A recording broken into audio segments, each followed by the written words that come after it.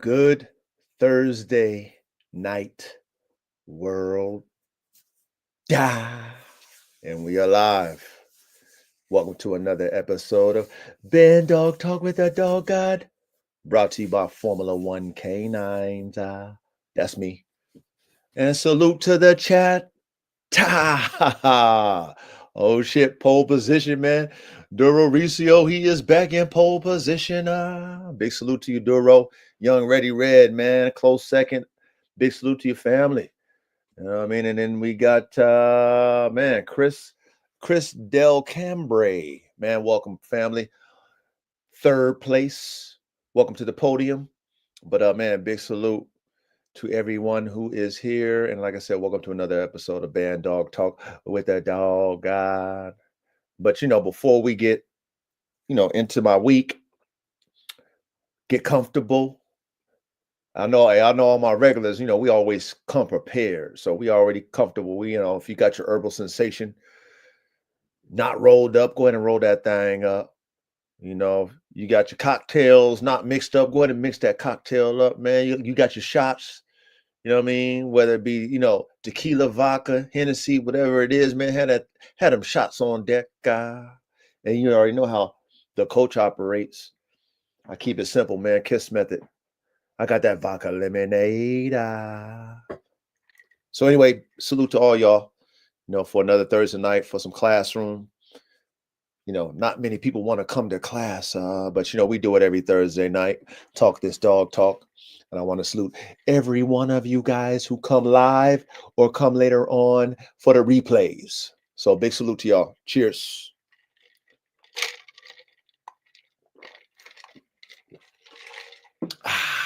Oh yeah, gotta curb that edge.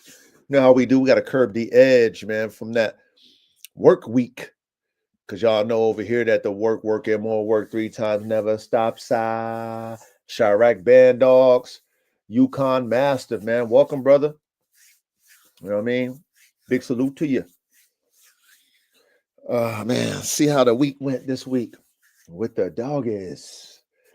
So nothing, and I'm always thankful for this, y'all. Nothing out of the ordinary, dealing with my different personalities and the dogs that I have to manage. Just been keeping an eye on my boy Draco, my AK-47 Chopper XL Pitbull Draco son, which you guys will see more of come springtime, summertime. Y'all will see more of him. But yeah, I've been keeping him under wraps. He had like a little wound on his arm. I don't know if it was a spider bite. I don't know what it was, man, but I definitely had to tend to it. So been making sure everything was cool with him, and he's been healing pretty good. So I'm very grateful for that. Um, man, my girl Tigress, man, she has a huge stomach. Now, it could be two things, right? It could be, a lot of puppies in her stomach, or it could be big puppies in her stomach. Now, for those of you who know the breeding and know the dogs that are incorporated, the genetic recipe in that breeding right there, this is uh, one of my Formula One bulldog breedings where I combine buff dogs. What they call them dogs? They call them Rocky Mountain Bulldogs. So Red Tiger was a buff dog, Rocky Mountain Bulldog. That's Buff Dog's DNA. Then I combined it with Tigress, and she came from a breeder. His kennel was called Unbelief. No, yeah, is it Unbelief Kennels? Beyond Belief or something like that. Sorry, brother, if I slaughtered your kennel name, man. But anyway, and Tigress's dad was a very well-known American bulldog named TKO. Amazing looking dog. That was the reason why I bought Tigress, to be exact, because of her daddy. But anyway, long story short, with those two genetic, you know, combinations connecting, And we're gonna get our favorite part of our recipe when we cook up. Y'all know our favorite ingredient is hybrid vigor. So that's definitely gonna be in the cook up between Red Tiger, Buff Dogs, Rocky Mountain Bulldoggy, and then of course TKO's daughter Tigress. So I don't know. Looking at her stomach, I mean, man, I mean, like I said, it could be a lot of puppies, which is good, or it could just be monster puppies, which is good too. Hopefully I get a combination of both. I get a nice little, nice amount of dogs, and then I get, some freaks too out of that. So shout out to Tigress. She probably, she should be dropping by the end of the month. End of the month, she should be dropping those puppies out. And y'all know I've been in a hiatus. I held back on the cookups for a whole year. So, coming into the new year with a red tiger breeding, a lot of people, y'all, been fiending for red tiger puppies. Now this is their chance. We're gonna see, we're gonna see all them people that's been running their mouth in my DMs. Like I need a red tiger. They was all upset when they couldn't get the red tiger from the red tiger silver bullet breeding, and I only was able to get red tiger junior, which is all mine's. God, that was God's gift to me. But I know everybody else wanted them red tiger puppies too at that time. But no can do. I couldn't give up red tiger junior. God bless me with him directly. But now God bless the world with some of that red tiger DNA and tigress DNA, which was an original cook up that didn't happen the first time I bred red tiger. Excuse me, first time I bred tigress to red tiger. So looking at her this week, y'all, man, it's been a blessing, man. It's been a blessing. Yeah, I mean, I could do that, Chris, but that costs extra money. I'd rather just, let God surprise me. You know what I'm saying? Let God surprise me. I just know that she got a big belly. And either way, I'm happy either way. You feel what I'm saying? Like I'm very happy either way. And man, I'm excited. You know what I'm saying? I'm excited and I just can't hide it. Okay. That's your mother's account. Cooper. Much love and respect, man. Welcome. But other than that, y'all, nothing crazy. It's been raining out here. So we've been getting that winter weather. So, always wet because it's no days off when you're a dog, man.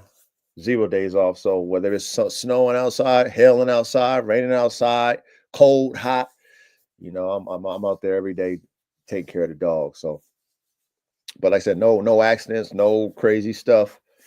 Just been solid this week with the dogs.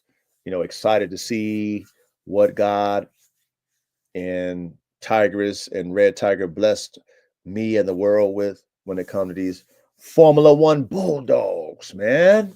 I'm excited and I just can't hide it.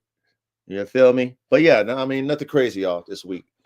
And also shout out to all of you who came out yesterday to the live. Shout out to Joe, NWA, Connie Corsos. We had our interview, and I think it went well. So, big salute to all y'all coming out and supporting your brother. And big salute to Joe for having me on, man. Introducing me to his platform and to his audience. Definitely appreciated that. But those who are qualified, I'm going to drop the link and we're going to get into the cook up tonight because, now I want to sit back, which I always, for the most part, do, right? Even though I'm the coach, I got the best X's and O's in the game because I'm a player coach. I'm EA Sports in the game like y'all. But then I also, I'm like Cordell Stewart, right? You know what I'm saying? I'm the slash. I play two positions and shit. So then I don't know, am I a star player in the game of dogs, but then I also coach dogs too. So I like to make sure that, my panel get to, show they assistant coach, they coordinator status. So I like to sit back and, let them do what they do, let them cook up, and also, hear from y'all in the chat. Big salute, Show Enough. Like I always told you, Show Enough, anytime you want to come up, onto the panel, you're always welcome. You're always welcome. That is for sure. So let me go ahead and drop that link. And those who are qualified can come up to the panel. What I mean by qualified is that if we see you participating in the chat, you feel me? We know that you are truly in tune with the dogs and you want to be able to give your feedback that's going to add to what we are in this dog community here, then you will be allowed to be on the panel. But until then, participate in the chat. Let us know, that you're really serious about dogs and you're really serious about what we doing over here. And then, you can hit that link and you can be on the panel too. So let me go ahead and drop that link in the chat. And we're going to cook up tonight like we always do. You know what I mean? We always stay cooking. We always stay cooking. But yeah, cheers again. Chat. Come on down. Come on down. I'm interested in hearing y'all's y'all's lab notes. You know what I mean? I'm interested in just hearing what y'all thinking in the lab when it comes to, your Bandog recipes. There's so many variances, so many variations that us dogmans could add to a recipe. So many. And and if you're good at what you do, you got a great vision. Young, ready, red. Yo, what's good, coach? Oh, man, come on, what's man. Good, chat? God is good first and foremost, man, but I ain't too bad myself, young ready. I feel you, man.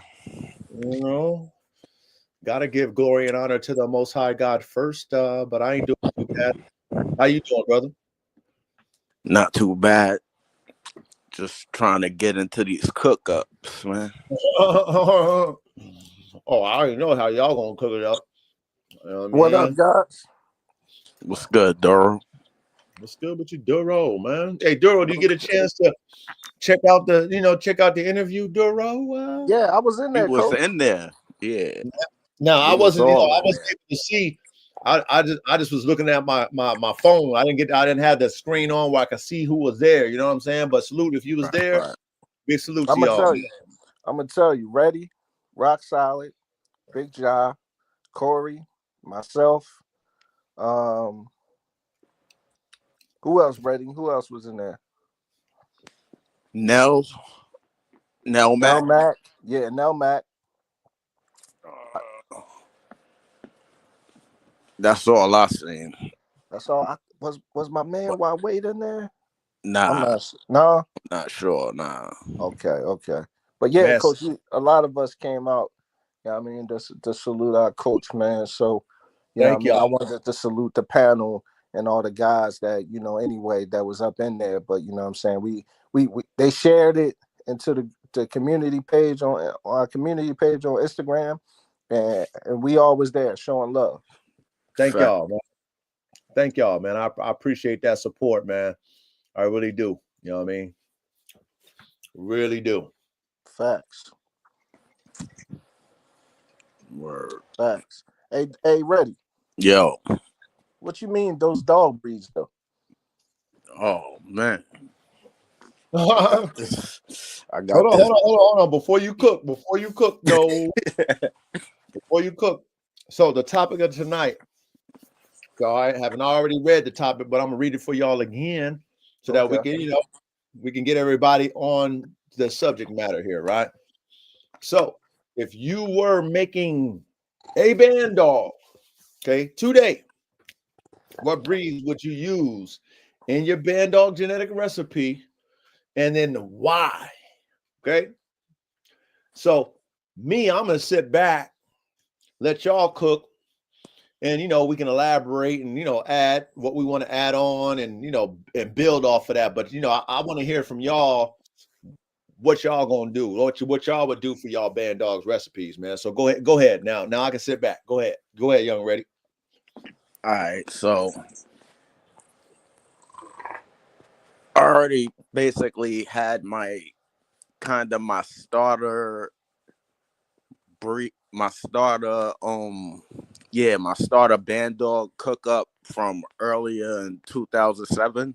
I could still cook that same thing up. I just gotta get that right boxer Rottweiler type that I had.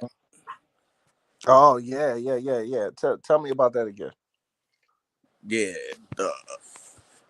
I had ran into my ex-girl, her cousin. He had this box of rock, but he said he had two of them, and one of them had got hit by a truck when it was running across the street. The other one stayed. That's the one that I bred my female pit bull to. That one stayed, so he was smarter. You know what I'm saying? Yeah. The other one ran across the street. I don't know. He didn't say what it was doing. He just said it got hit. So that joint was like the size of a ball. Damn. Yeah. It was like I seen that same dog before when I was in Pennsylvania, but it wasn't as big as that type. That type was extra, and he said the brother was even bigger. You know what I'm saying? So I'm ready. Hold on, young lady. So you said that cross between that rock and that boxer created a dog that was as the big hybrid as vigor. Yeah. Sheesh. Yeah. And it was, and they were good dogs. Like they wasn't trying to like kill nobody and stuff like that. They was like nice, good with the family, good with people, a kind of aloof with strangers, a little aloof, but not like to the point like it wanted to kill you. I didn't observe none of that while I was there with it. Okay. But to see that breed mix create something that big, like you said, that's what hybrid vigor can do for you right there. Because you wouldn't think that the boxer being as lean as it is, of course the height is there and all that, but the mass isn't there. The Rottweiler, it was that German rot. But to see it be as big as a Borbal, I mean, the rot is big, but it's not as big as a Borbal. But with that boxer combo, it's a mastiff still. Like the Rottweiler's a mastiff. Yeah, that's true. Bring out that joint can bring out some joint, some juice. That's true. Yeah. And the boxer, that joint got something in there too. Yeah, because a boxer is a mastiff, right? I don't know. Does it have mastiff in the boxer? I don't really know. I believe so. I know because they consider that also like a bully breed as well. Yeah, it's a bully breed. It's a bull breed for sure, but I don't know if they added. All we gotta do is Google the shit. Yeah, that's a fact. See what the recipe is. Right, that's a fact. Nah, that's really a fact. But you would think that they would have more bone if it had the mastiff in it. There's different types. Those different types. That's what I was saying with this site that I found. Look it up for us. Let's see what the let's see what the boxer is made of. Look up the German boxer, not this American shit. Yeah, that's the German boxer. Yeah, the boxer, the honey mastiff. Yeah. Yes. Let's see what from the English Mastiff, the Bulldog, and the Bullen Baser, or whatever. Yeah. Right. Okay. So you're right, Young Ready. Yep. Okay. There it is. Then there it is. That makes sense to me now. And then that pit bull, and I had like a nice size female. It was like a black brindle female. She was nice and like a junkyard type. I don't know her blood, but she was just one of them old style wide body pit bulls. So you bred that mix with the pit bull next, or you didn't get a chance, or that's something that you wanted to do? I bred that male, that boxer mixed with a Rottweiler to my female pit bull. Oh. And I got 2 puppies, and they was big as hell. Just 2 came out. I think she was used a lot and had a lot of litters. I don't know where she came from. One of my friends just sold her to me for $20. I was like, oh, word? Damn. Boom. I be getting dogs, like, you know what I'm saying? People be holding me down. So, yeah, I did that. Got 2 puppies, a male and a female. The female looked like the mom's, and the male looked like the father, but with the mom's tiger stripes. Oh, had that brindle on deck too. Yeah, and it was like an orange, tiger, like an orange tiger. Yeah, it was beautiful. How was the temperament on the dog? He was great. He was like, he ain't bark at nobody. He was very quiet. He'll let you know if somebody was at the door, but if he was outside, I ain't need to have him loose. Since they was puppies, I just kept them free, and they just stayed on my, in my little section of where I lived at. They just stayed on the porch. When we come home, all 3 of the dogs would be sitting on the porch waiting for us to come in the house.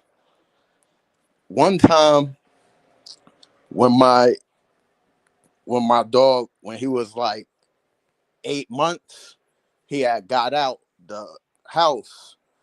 I didn't know that he got out. We was out at the time. When we got home, it was like a standoff in the back of where we lived at this other property, and the people were scared to get inside their house, and the dog was just watching them standing there.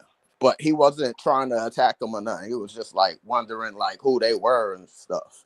And they were scared to go inside. And I just went and grabbed them up. Nah, y'all good. This is only a puppy. Cool. They just needed to pet him, and then they was good.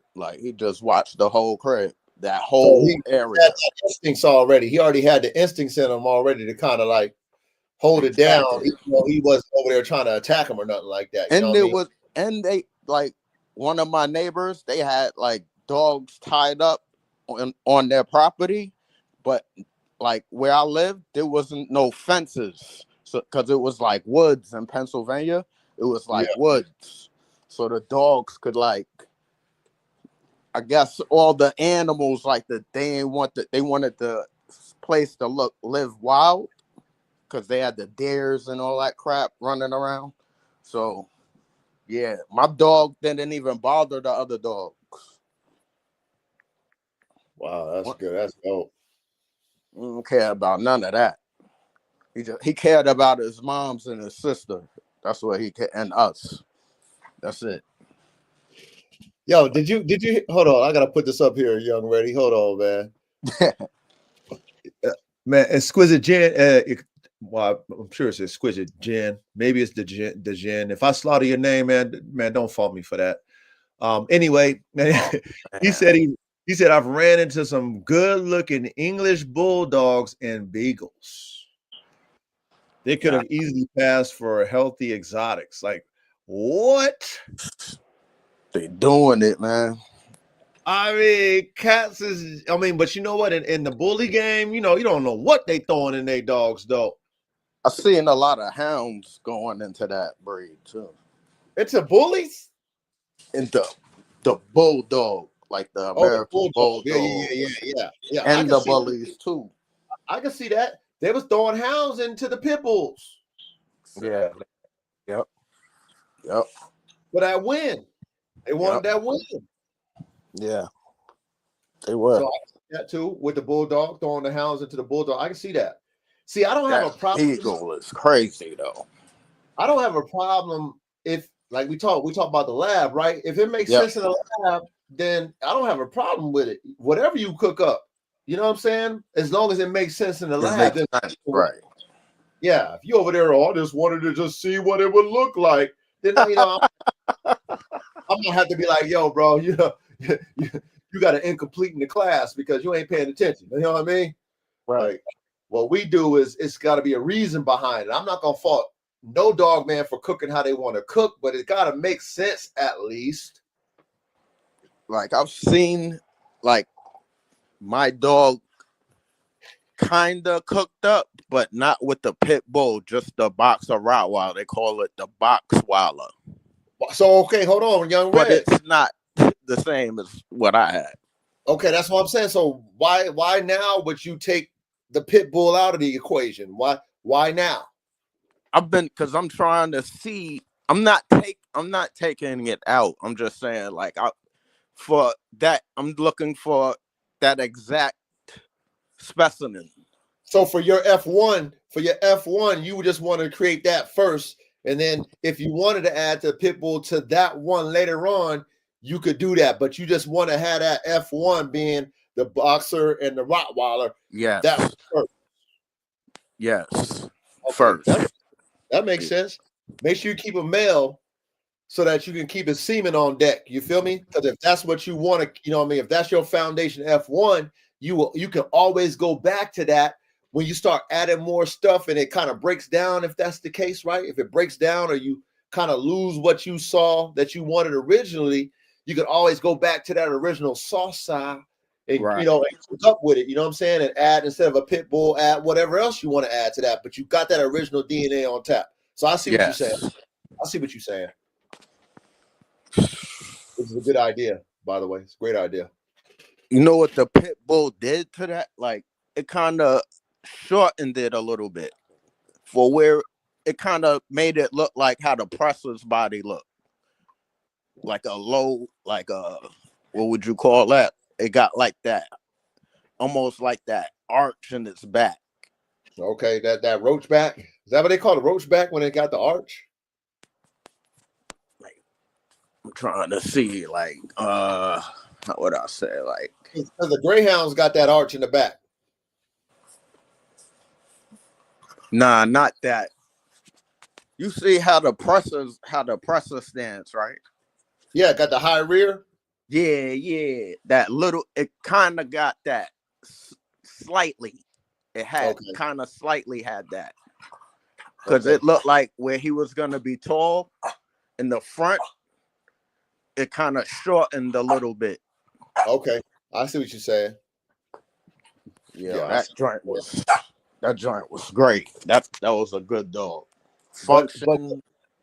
But did it still have the thickness and the like how did the head? He had a big head like the rot. Like his head, he had a big head like the rot. In the front of his face, it looked like boxer a little bit. Like you could see the boxer a little bit in the jaw. And then the cheeks was pit bull. The ears was pit bull. The body, and then like the body was shaping like the form of the pit bull. And then it started slimming up like the boxer at the end. Wow. Yeah. So he can move like a cheetah and all of that. Wow. He could jump mad high. Yeah, he was one of them. I had like some special thing. Like I taught him, like, if you see somebody with a stick, like that's the enemy. So like if you had a stick, he wasn't gonna be your friend. You know what I'm saying? So okay, let me ask you this then. How did you get that dog in its mind to relay someone with a stick is somebody I need to be checking? How did you do that? Like, what was your technique to kind of get him to understand a stick meant to be defensive? Because he liked anything. I could actually make him do it to anything I had, anything in my hand, to understand that was a threat. Okay. Because I made him want to attack the thing. I'd have it in places that he couldn't reach, or I thought he couldn't reach, and he'd go up there and find a way to get it. He used to try to chew the tree bark, all the trees off. He tried to get the branches down, pull them down, anything to get it. I seen he was starting to lose like the sharpness on his teeth because he was chewing the trees. Yeah, always biting shit. He wilding. This dude's wilding. So I started like pulling where like his leash was at and the chain was at, pulling that like a little bit back more so he couldn't reach the trees. And my dude just pulled the whole stake out the ground where the chain was at to still try to do that same shit. Oh yeah, that's that I drive. come home, he's still doing that, all day. Don't drink water, none of that. You still see the water, everything is like filled up. This dude tearing everything up, like damn.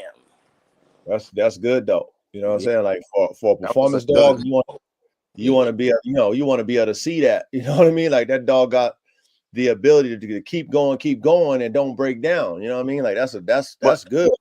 But what was crazy about it, Coach? Like we had there was like a horse farm in the backyard, but like kind of we couldn't see it from where we lived, but it was like in the back. You could hear the horses like running around and making the sounds and all that crap. Mm-hmm. And my dogs used to go back there, go running back there, but it was never an issue. I'm like, wow. Like, no problem. Like I never had no issues. I just looked up the the boxer Rottweiler mix. That's a bad looking dog, man. Yeah. That's a nice looking dog. But if you seen the one I had, like, man. I seen somebody have a Rottweiler Akita mix. That's cool. That thing, that thing looks similar to AK. No disrespect, Coach. Like real shit. Ain't no disrespect. Come on, Duro. Real shit. Like he looked like his name was Blaze. He looked similar to AK. He's about the same color. He had the same kind of, almost like the same color eyes. But you can see he had more of the Rottweiler, but he was all fucking tan, like AK. Like all fucking whatever that color is, that red and shit. Buckskin, like, right? Yeah, buckskin. Yeah, that buckskin. He was all that. And I was like, yo, I asked him because I was like, yo, like he still had his balls. I was like, yo, you gonna breed him? He was like, yeah. I was like, yo, holler at me. But he just gave me like the eye wink. You know what I'm saying? He never was like, yo, let me get your information or nothing and shit. So I don't even know what happened. But you know what I mean? Like I was in love with that dog, man. I'll tell you that. Wow. I would like to know like what made him do that. Like, you know what I'm saying?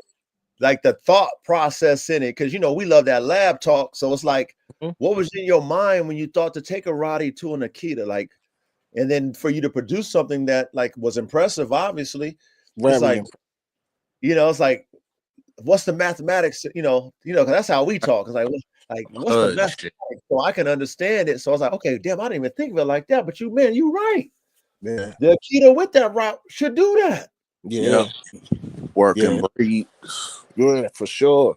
He wasn't no games either. Like he was straight, man. Nice straight back, just like AK, man. Nice front, front. How AK. I love AK front feet, man. Like how they just right in front of him and shit. Like just like like he had that stance. He was nice, man. He had that straight back. He had that big head. Like I was just like, yo, I need one of those, man. And that's before I don't even think I had a dog yet, man. I don't think so. Did I have a dog? What year was that? What year was that, bro? Shit. What year was that? Man. Bro, I don't even want to lie, man. I can't remember. I mean, give me a guesstimate of a year. What's this? It's 2025 in January, so another month. It's 2025. So Shit, a couple years ago, 2-3 years ago, 4 years ago. How many years ago? I had a dog then. I had a dog then. Or did I have a dog, man? I think I just had Dice at the time. I think. I can't remember, man. I don't want to lie to y'all. Okay, no doubt, no doubt. I'm just trying to see when, and why. I'm trying to put myself in that person's shoes. Was it an accident? Yeah, that sounds like some joint in the I don't hood. think that was an accident. See, my boy right here, Ja right there, man. That's who cooking up the Doberman. Yep. Salute to your big Bandog, man. Yeah. Hey, you know what? Eli, I think his name is Eli, man. Man, he did a Doberman and a Borbal mix. Oh man. Yeah, he did that. I mean, he was over there promoting that. That's the brother that bought Red Rum, the AR-15, one of my AR-15 Bandogs with the 3 bodies, man. But he did a Doberman Borbal cross. And he got those for the sale and shit. I was like, damn it, man. You know what I mean? Like, damn, I wouldn't even thought of Doberman Borbal either. But yeah. And that's why I want to have this conversation with y'all. Because when you're thinking about it and y'all expressing y'all's ideas, it's like, damn, like, yo, that would be dope. Yeah, for sure. Like it's stuff that I wouldn't even think about, but when you think about it based off of how y'all breaking it down, it's like, yo, that's some good genetic mathematics. Yeah. that might be a protection dogs and like working dogs. It's like now to me, it's like that's where the game is headed now. You know what I'm saying? It's like people starting to they starting to get tired of just having a muscle up dog, but the motherfucker can't really walk like that. You know what I'm saying? Can't walk too long.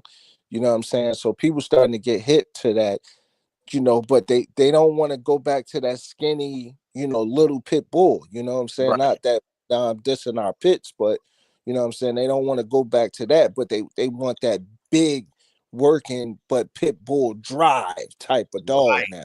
You know what I mean? I agree. See, they want that wow factor that you would get from, let's say, the bully. You know how the bullies, they're all into that wow factor, the extreme look, whether it be extreme muscle, extreme bone, big head, big rears, all that shit. But that looks good because it's superficial. It's like you seeing a bodybuilder out there taking steroids and he's just posing, you know what I mean? But then, he can't run a lap. He can't do no stretches or nothing.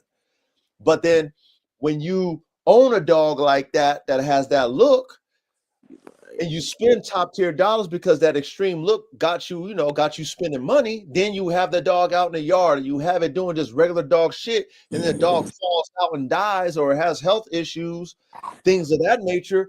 You like, damn, I spent 10 bands on this damn dog that ain't worth a shit. It looked like it's worth it, but it comes to just doing what we normally used to as young men, young women. If you're a woman watching this, whatever, we had our dogs in the backyard. They were backyard dogs. They survived. Yep. Scraps. They ran around the neighborhood. They got loose. They survived. Now we got these designer dogs that people really put their thought into, but it looks like it's what we want. But then, like we talked about, it don't perform. So just to piggyback off what you're saying, Duro, you correct. It's like the game is shifting to now as a dog man or dog woman, you got to make a complete dog. You just can't make a dog look the way we want it to look and ask for that money. You need to make it look and perform. And that's a lot harder. It's going to take a lot more work. More work. I agree. I totally agree. So that's where when I look at like these guys that's doing like, protection work and bite work, and they got something that's cooked up. Like they don't just got like, oh man, this American Bully. Like they got something cooked up, man. They got some pit bull. You know what I'm saying? Because my man Rock Solid, he got a pit bull beagle mix, and that motherfucker looks like a bad motherfucker, man. That joint look like a straight up pit, right? A pit bull, a what? A pit bull what? Beagle, a pit bull beagle mix. Yeah, I've seen that joint. Rock solid. Send me that. I want to see that. Send me that shit up in my DM. You know, I know you already gonna slide it up. Like Yo, you don't follow Rock. You don't follow Rock Solid, Coach. I do, but you know, I ain't really been on the Instagram as much. Y'all know I ain't been posting it as much. You know, I've been putting in a lot of work over here. But you know, anything that y'all got over, you know, I'm always checking that shit out. You know what I'm saying? Young Ready, you already know what time it is. Slime me that shit, Young Ready. Yeah, I'll give it. I can't do it right now. I'll get no. Just when later though. Yeah. Whenever. It's not. No, not right now. Whenever you got time, you know how you do me. You know what I'm saying? You slide it up in the DM for me. You know, whenever you got time, Young Ready. I just want to see it. That's all. Yeah, it's a bad little joint he got, and that joint look like a straight pit, but he got some nice muscles on that thing. Yeah. But it's short like a beagle. Yeah. You know. Nice. But yeah, like he got some. He want to work on some stuff too. He want to get a what's that dog you got, Coach?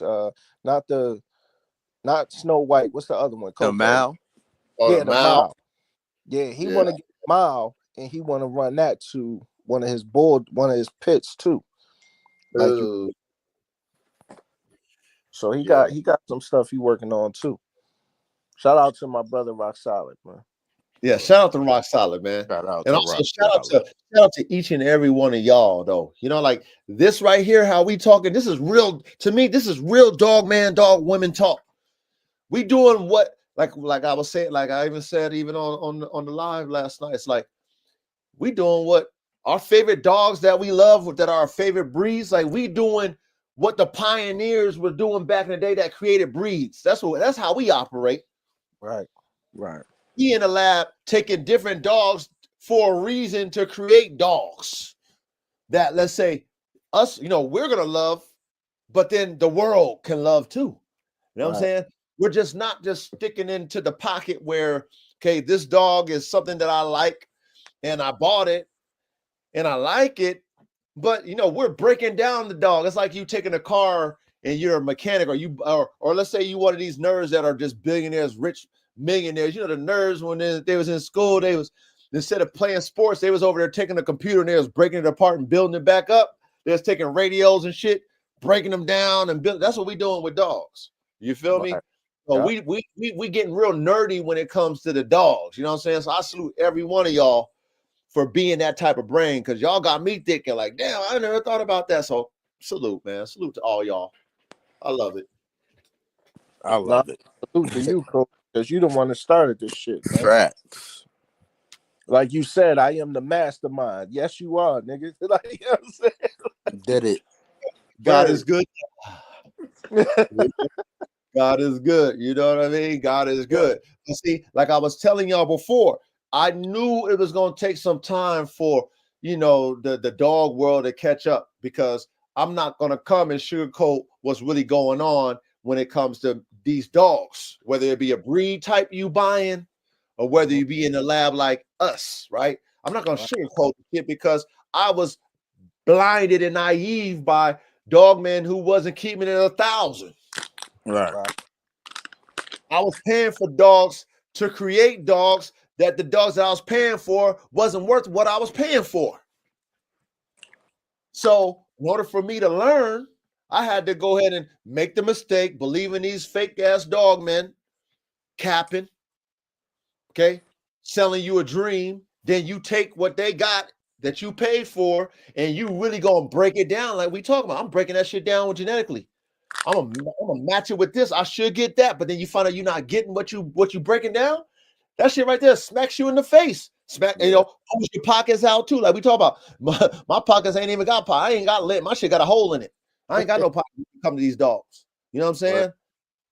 So for me as a dog man, it's like, hold on, man. I got to keep it real with my brothers or my sisters, whoever, my fellow dog men and dog women who is really trying to do this, because that's what I was trying to do. That's the only reason why I would spend the type of money to sacrifice what I sacrificed over the years to do these dogs, is to be able to create.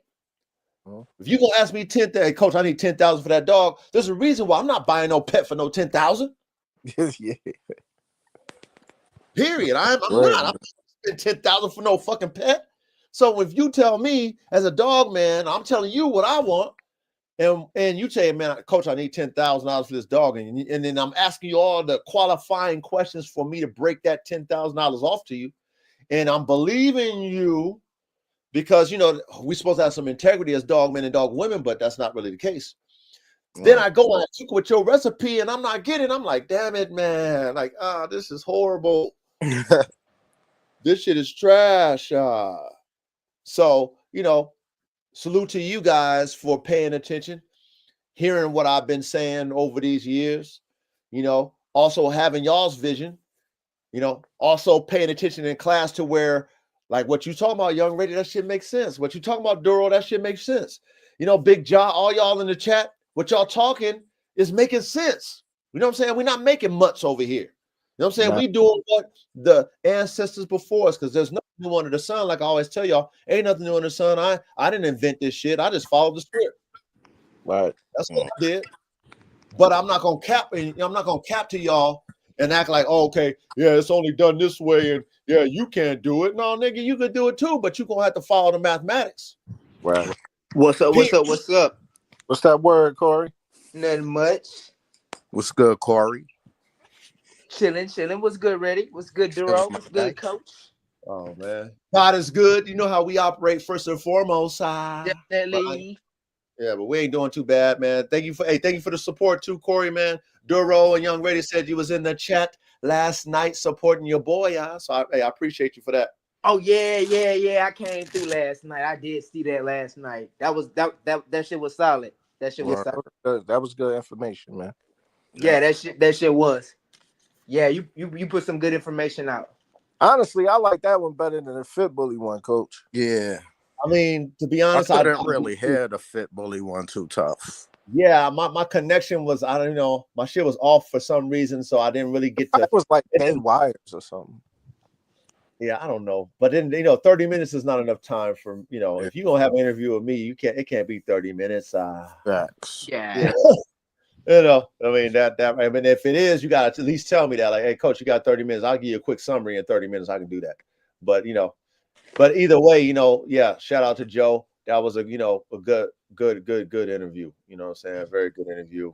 And I'm very grateful to all y'all, man, for supporting your boy, man. So salute. That's what it's about.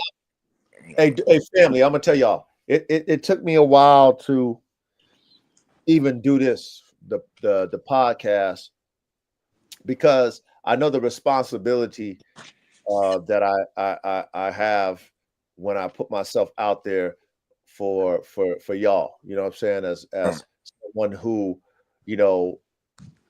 is in your shoes. I'm in your shoes. So I understand as a dog man, like, okay, if you got somebody who really has, the information and he's willing to share it, then, I expect him to, share it and represent. But I know one thing about life and things in that nature, it's like anything that you do, let's say even with the dogs, it's like the dogs learn by being consistent. For me to be the dog god and also present my information to the world, I got to be consistent. I mean, there's no days off. So even how, we got holidays and stuff like that. Shout out to Duro. He always remind me. I appreciate you, Duro. But, he always, hey, coach, we know we got this, but we don't miss a beat. Have we missed a beat yet? Nope. No, indeed. And that's the reason why it was hard for me to even do this podcast. Is like, I got so much shit going on in my own world. There's no days off in my world. And I don't want to let my brothers down once I present myself to my brothers and sisters, whoever is on the line or whatever is on the live, whatever. I don't want to let y'all down because this is how we build. You know what I'm saying? Consistency is how we continue to build. Yeah. You know what I'm saying? To where, let's say, for example, we get to a level and, shoot, I might have to have the coach, is out the game.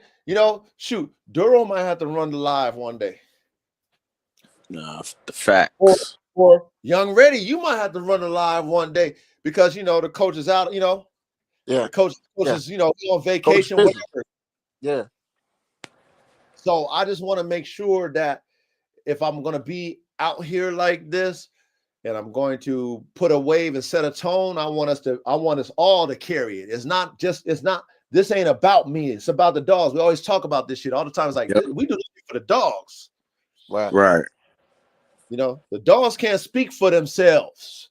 We speak for the dogs. So I never wanted to be put on nobody's pedestal. That's why I'm the coach. See, the coach, he let y'all be the stars and shit, right? You know what I'm saying? Yeah. That's facts. I'm not the superstar. I'm just the coach.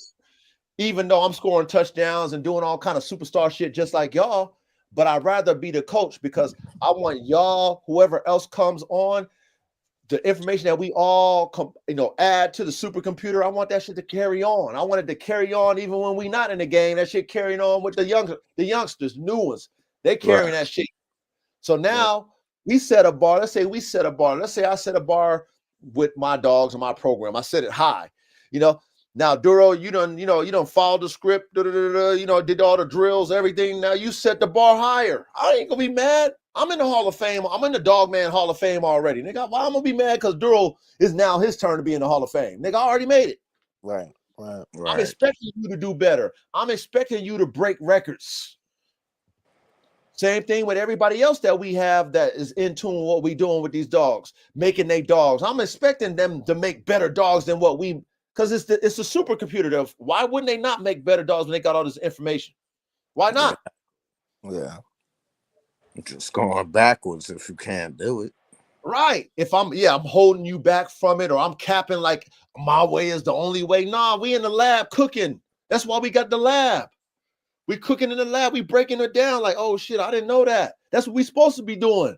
Oh shit, dog, I'm gonna add that. Good looking out. Oh shit, I made that mistake. Okay, well, I'm gonna stay away from that. That's what we supposed to do, not capping because we want that dog celebrity shit. Fuck that. You know what I'm saying? We trying to elevate, man. So, man, again, salute to every one of y'all, man, for your support, Ty. I definitely got to go with that because I told y'all, especially, Coach, when you started this panel, when you started letting us get on the panel, you know what I'm saying? Like, we always in the chat, just in the classroom, just listening, for 2 hours or 3 hours, and you give out the game that you're giving, right? But when you started the panel, you know what I'm saying? I'm like, yo, we need to make this a community, you know what I'm saying? And make this a movement for us, you know what I'm saying? Because if it's about the dogs, like we saying it's about the dogs and how we feel is about the dogs, listen, with 11 of us, starts 100 of us. You understand? So that's how we got to do it. Like, that's how we got to do it. And that's why I tell everybody, like, you know what I'm saying? It ain't no one man above the crew or none of that. It's just straight like, yo, man. I mean, yeah, coach, you definitely the coach. You know what I'm saying? Doro ain't the second coach. You know what I'm saying? Like, Doro is Doro. You know what I'm saying? You the coach. So you know what I'm saying? You the John Madden of this right here. You know what I mean? Bill Parcells of this right here. So that's just how we got to come. But after you, and we all play our role. We all play our position. All y'all as coaches, man. Think about it, man. As a team, right? There's the head coach. There's a offensive coordinator coach, defensive coordinator coach, shooting coach, position. There's, we all coaches. Because in our own way, but not like you. Well, I mean, okay. Okay, listen, there's the head coach. You're already doing it. Right. There's the head coach, and the reason why I would say I'm the head coach because I got the experience on y'all. Right. That's what I'm saying. But again, I just want to correct you, even though I understand completely what you're saying. It makes sense. However, how I operate, how we have it set it up is that I as the head coach, I let y'all call plays. I let y'all. That's what a head coach do. Yeah. You follow me? I see what you're doing though, coach. I mean, what you're really doing is you building outside of what you got already, and which gonna really make your program much more bigger than what it is. Correct. See how you saying you gonna bless me with a dog? Yeah. That's even though you ain't get the dogs that you was expecting out of the GOAT and Black Mama, you see that the dog that I'm looking for might build on top of what I'm trying to do. Facts. You see what I'm saying? So with that, with me saying that, you know, man, coach thinking, I ain't pull off what I wanted, but I send this to Corey. Corey might pull it off. Right. Corey might pull it off. You send something to Duro, shoot. Duro might pull off something that we ain't even expecting. Right. Yep. Chain You send something to Big John. Big John don't got a dog, but guess what? You really definitely need to hook up with Big John, and you know what I'm saying? Get him straight and bless him with something, and he'll have something to build off of. That's just gonna make an extension of your program. That's true. That's true. Everything you're saying is true. Okay, but this is the thing that I need y'all to understand as my brothers. Okay, as my brothers. Listen, I learn from everyone. Yeah. However, the example is mine to give, right? So if I am the example of the coach and I'm letting y'all coach, and let's say you led the team, the community to a victory, right? As a coach, I'm not going to be like, okay, well, damn it, even though, we excel based off of what you did and what you've done with the dogs, it's still based off of me, the coach. No, it's not. It's based off of you. Yeah, because we hands on doing the work. We still all win in the end. Yeah, yes, we all win. Yeah, we still all winning. That's how we operate. Listen, let's say once coach retires from being the head coach, let's say now the head coach is Duro. But see, that passes on because everybody's getting trained to be a head coach. Yep. Does that make sense? Yeah. That makes total sense. We're not going to hate when we retire out the dog game and we accomplish what we accomplish, and another dog man beats our records, or a dog woman beats our record when it comes to creating these top tier high performance dogs. We're going to salute them because that's the vibe. That's the whole blueprint of how we operate. We always said from day one, it's about the dogs. Right. It's being that we want the dogs to be better. We want you as dog men or dog women to follow suit by our example, to be on that level to help other people make great dogs. If we're making great dogs, but we're not giving you the keys to the city, and then let's say I die or whatever, if something happens to me, now that shit's fucking a waste.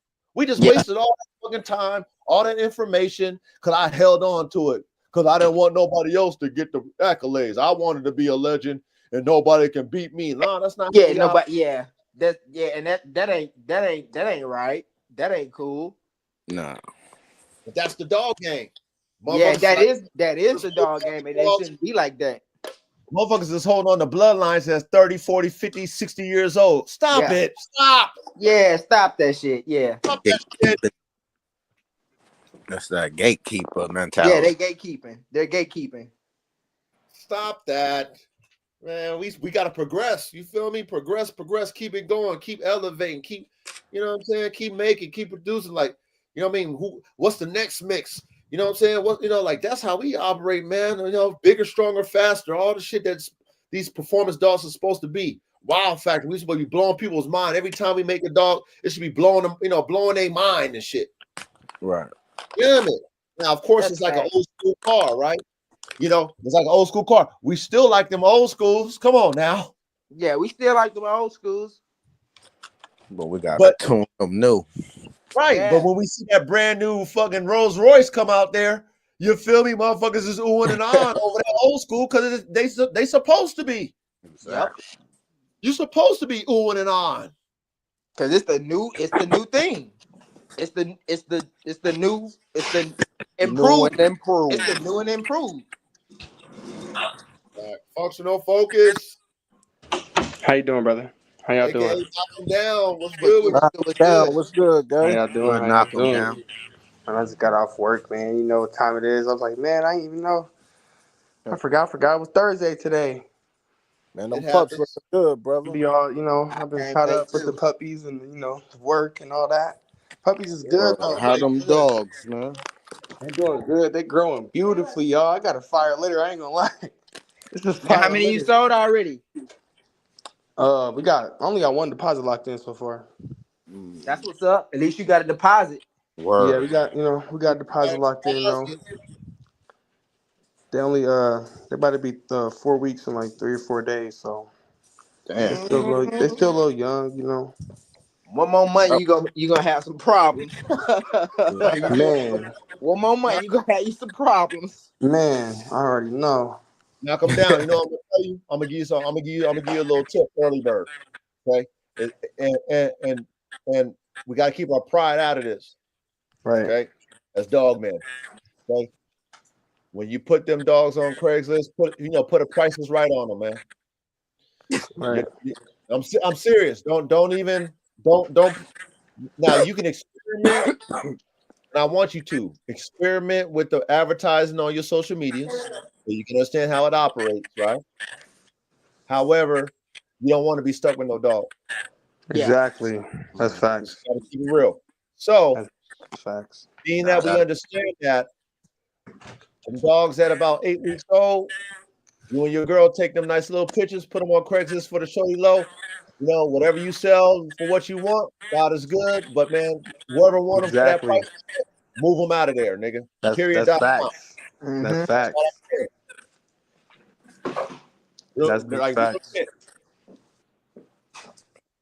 Yeah, you got a big litter, don't you? Knock him down.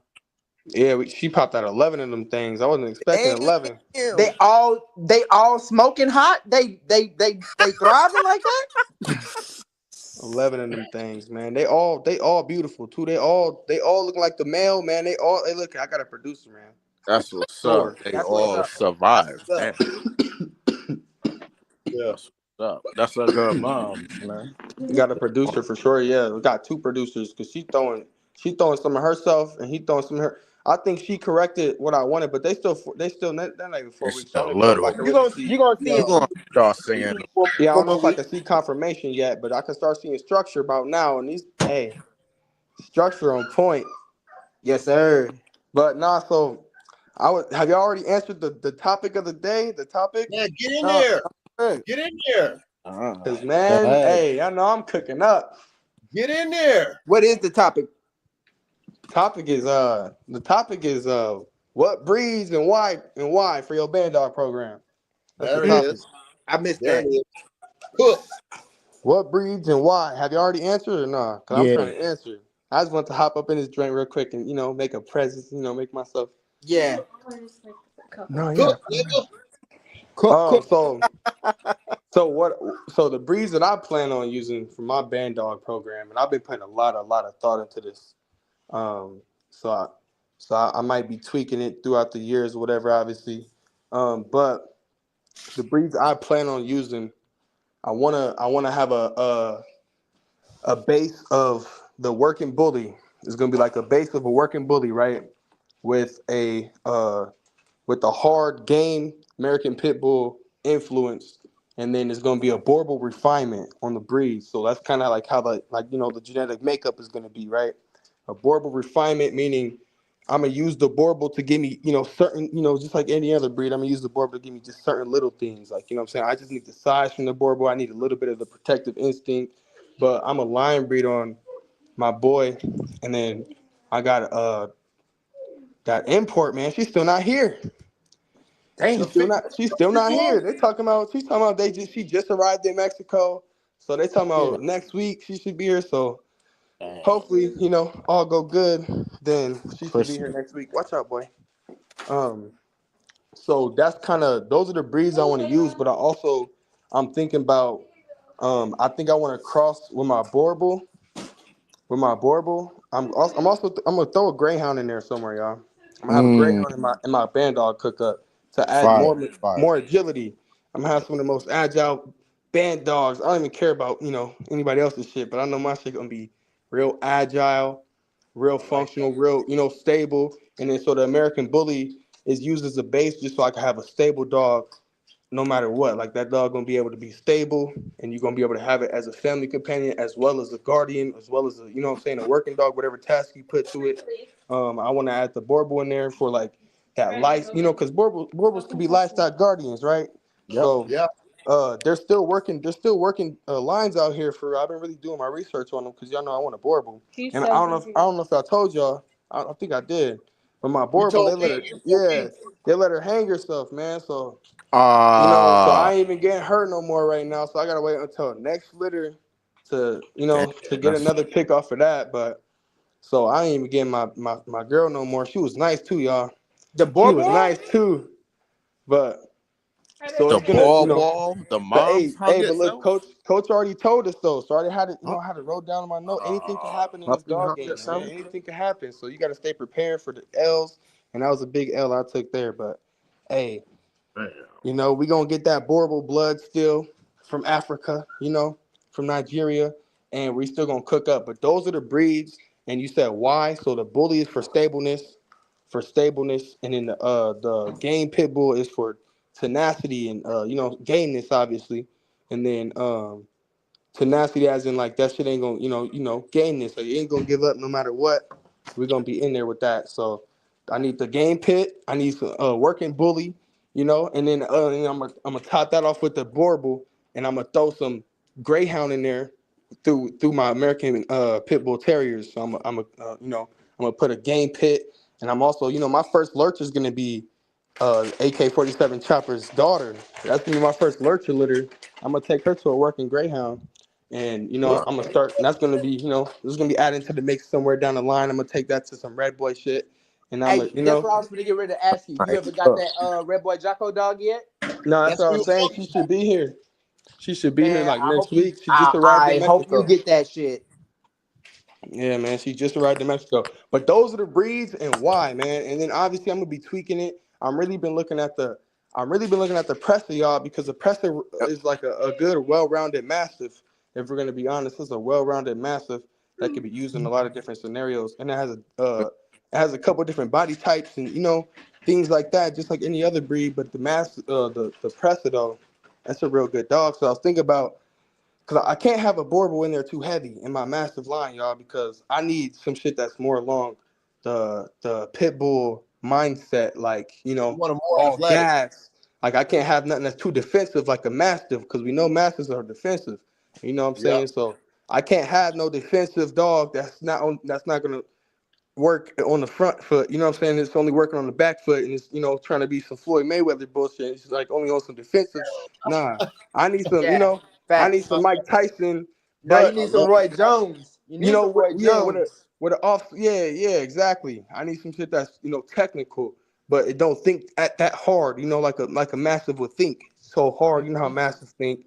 So I need some shit that's gonna, what I'm saying, that's gonna go Yeah, forward, but yeah, it's also gonna have that off switch from the American Bully to, what I'm saying, but okay, that's not what I want to go forward towards. You feel me? So those are the breeds I wanted to tap in and just get that topic in it. Like, man, what y'all talking about? Let's get this topic going.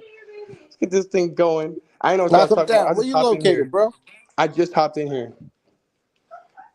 But yeah, I was just, I just wanted to go and, what you said, Duro? get that I get that said, topic going. I said, knock him down. Where you located? I'm in Tucson, AZ right now. Oh, you in AZ? Okay, Yes, okay. hmm sir. I'm gonna be going to I'm gonna be getting some land out in Cali here soon though, like by next ain't, year. ain't, man, hey, knock them down. Fuck getting land in Cali. It's too expensive. You better go to like Texas. Why, Somewhere somewhere down somewhere south around here. where you can get something for, get more bang for your buck, man. Yeah, you gonna get more bang for your buck in Texas.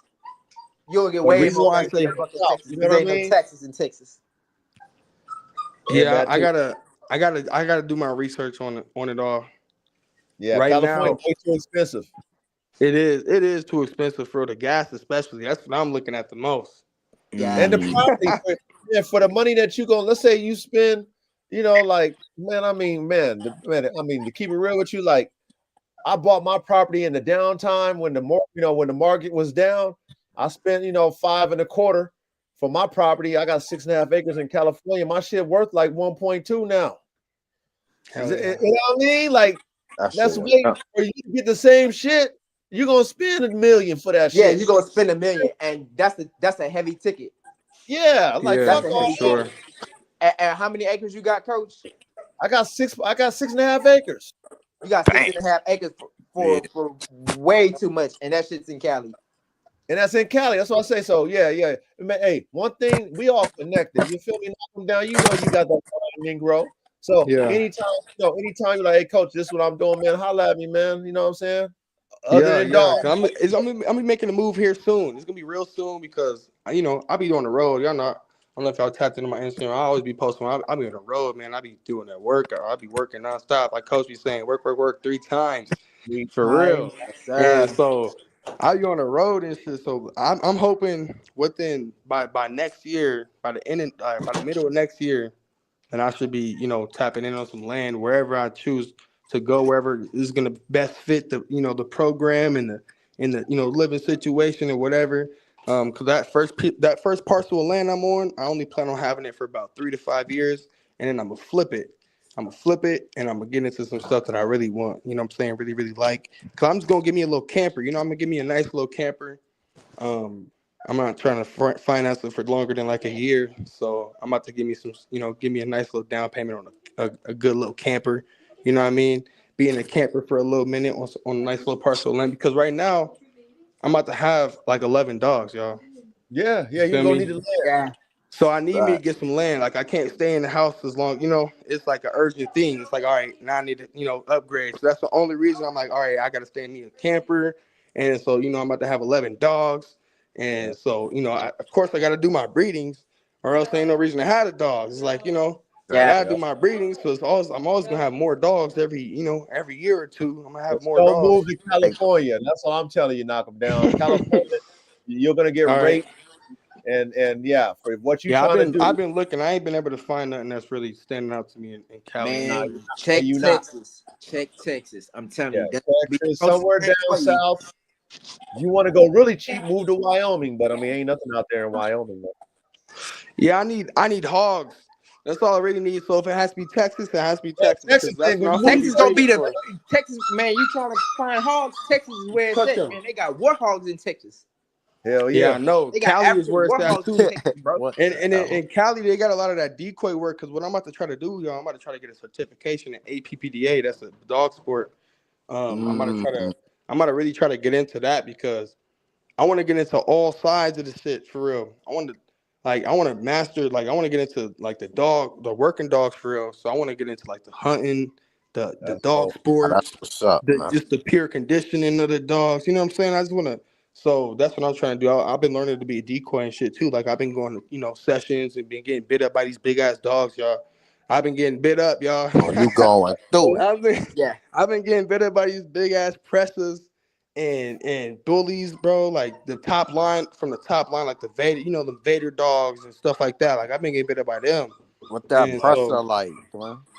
yeah, so I've been that press it bite hard, yo. I'm trying to tell you, leave through the bite sleeve. I be bruised up hematomas on my leg, type shit. Damn, oh, that ain't no good. that's not good. I'm That's talking about not like good. them presses. They got They mouth, y'all. pressure, yeah, They got mouth. I'm talking about crushing your bone through the bite sleeve. You got to be a man about it because you got to decoy. You know what I'm saying? You yeah, working this dog. You got to train it. You working a dog. So you yeah. got You to take. can't be bitching this Yeah, shit. you got to take Yeah, you that shit, can't be bro. bitching, but yeah, Take that. I ain't trying to get You injured got to like take that. that, bro. Yeah, But I showed a couple videos. I'm gonna keep on recording. Showing my progress as no a diddy. decoy. But No, that's what I'm trying to do, man. I'm trying to get into that decoy work and the hunting. So I'm trying to get a certification in APPDA, and then I want to prove all my dogs and hogs and raccoons. And if I could catch a coyote, that's why I really want to get a greyhound because I want to catch coyotes. Right. I don't know if y'all be seeing them videos, but that it be looking fun, like it be looking real Crazy fun, like. with them. And you could get paid for it too. People would pay you. Come get these coyotes off my farm. especially Hell them yeah, And hogs. same thing with the hogs, yeah. The hogs, yep. But yeah. so Benefit. the breeds I'm using though is all trying to align with those thoughts. Like I need a dog that could be a companion as far as a working dog, like a personal protection dog, some shit that could really excel even in the highest levels of what I'm saying? Maybe not the highest levels because I don't really care too much about being the best at one thing. I want my dogs to be versatile, and that's what I want my kennel to be known for. It's like where you can go to him for any dog you want, anything you need. You got working dogs, you got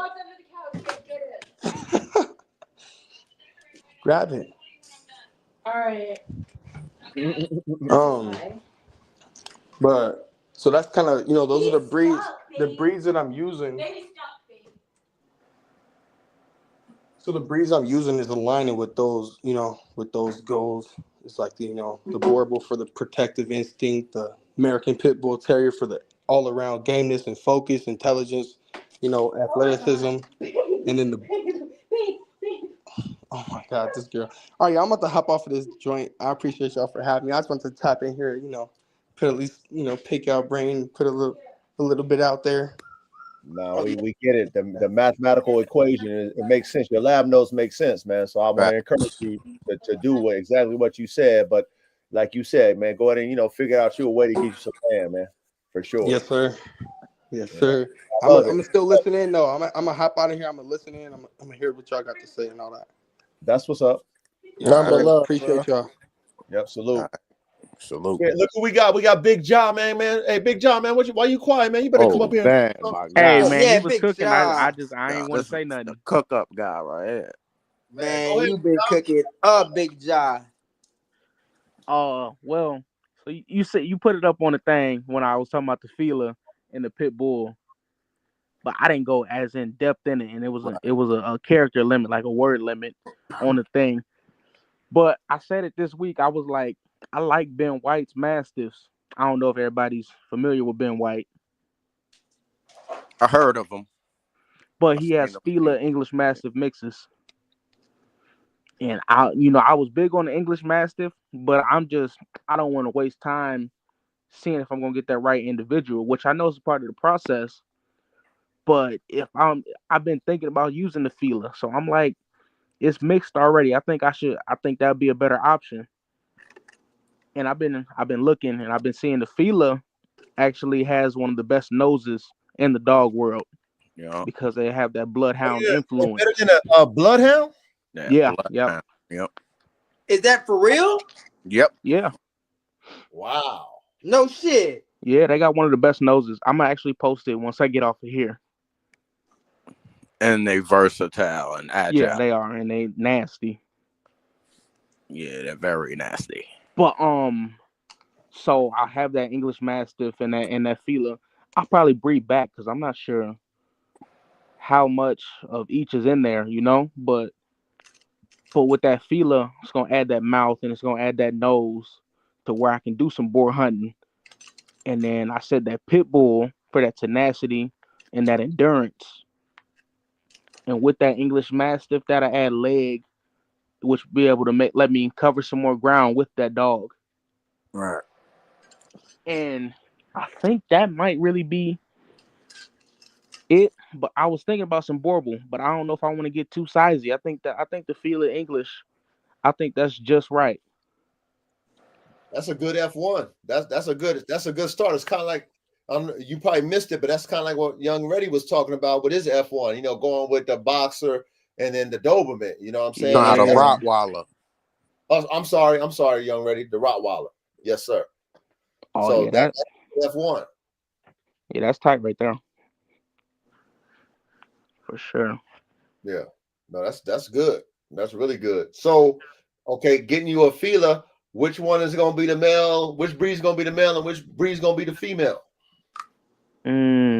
So I think the female will be the English, just because the puppies are coming out of her, and they're getting a lot of her DNA. So I think, and that'll be able to get a sizey female at that though, so I can have that size in the dog. And then the male, I mean, males are expendable. Like good males are expendable. If you put the right amount of money and time and looking at the dog. So I'd say my male would be a Fila, a good male Fila. Good answer. Nose out. Yeah, your reasoning was correct, because being that you have that Mastiff, you want the puppies to have plenty of room to be able to be pushed out during delivery.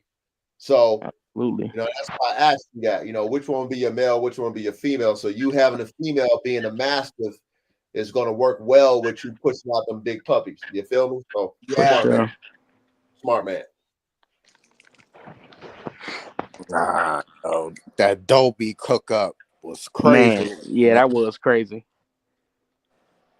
That was something. I don't know if everybody saw it in the chat, but it was ready. It was a lot. I don't even think I remember all of it. Yeah, because we started off trying to recreate the Doberman. That's where it started from. So what's the cook up on a Doberman? So I brought up how the Weimaraner. I don't know if y'all all familiar with that dog, but I am. it's in the Doberman, and that's where you get that lilac color from. Is the Weimaraner, and it's skin issues usually that come with those colors. Not all the time, but that's where Dobermans get their skin issues from. Is the Weimaraner. Hold on. So is that how they get the red Dobermans? I'm pretty sure. I haven't seen a lot of red Weimaraners though. Well, what I'm saying is, the Weimaraner got that dilute gene. Yeah. So is that why they get that? Is that how they get the red Dobermans and the because they got the red ones and they got the black ones, right? Yeah. I'm just wondering how they got I think it comes from the German Pinscher. That's where the red ones come. Yep. So because the German Pinscher is red.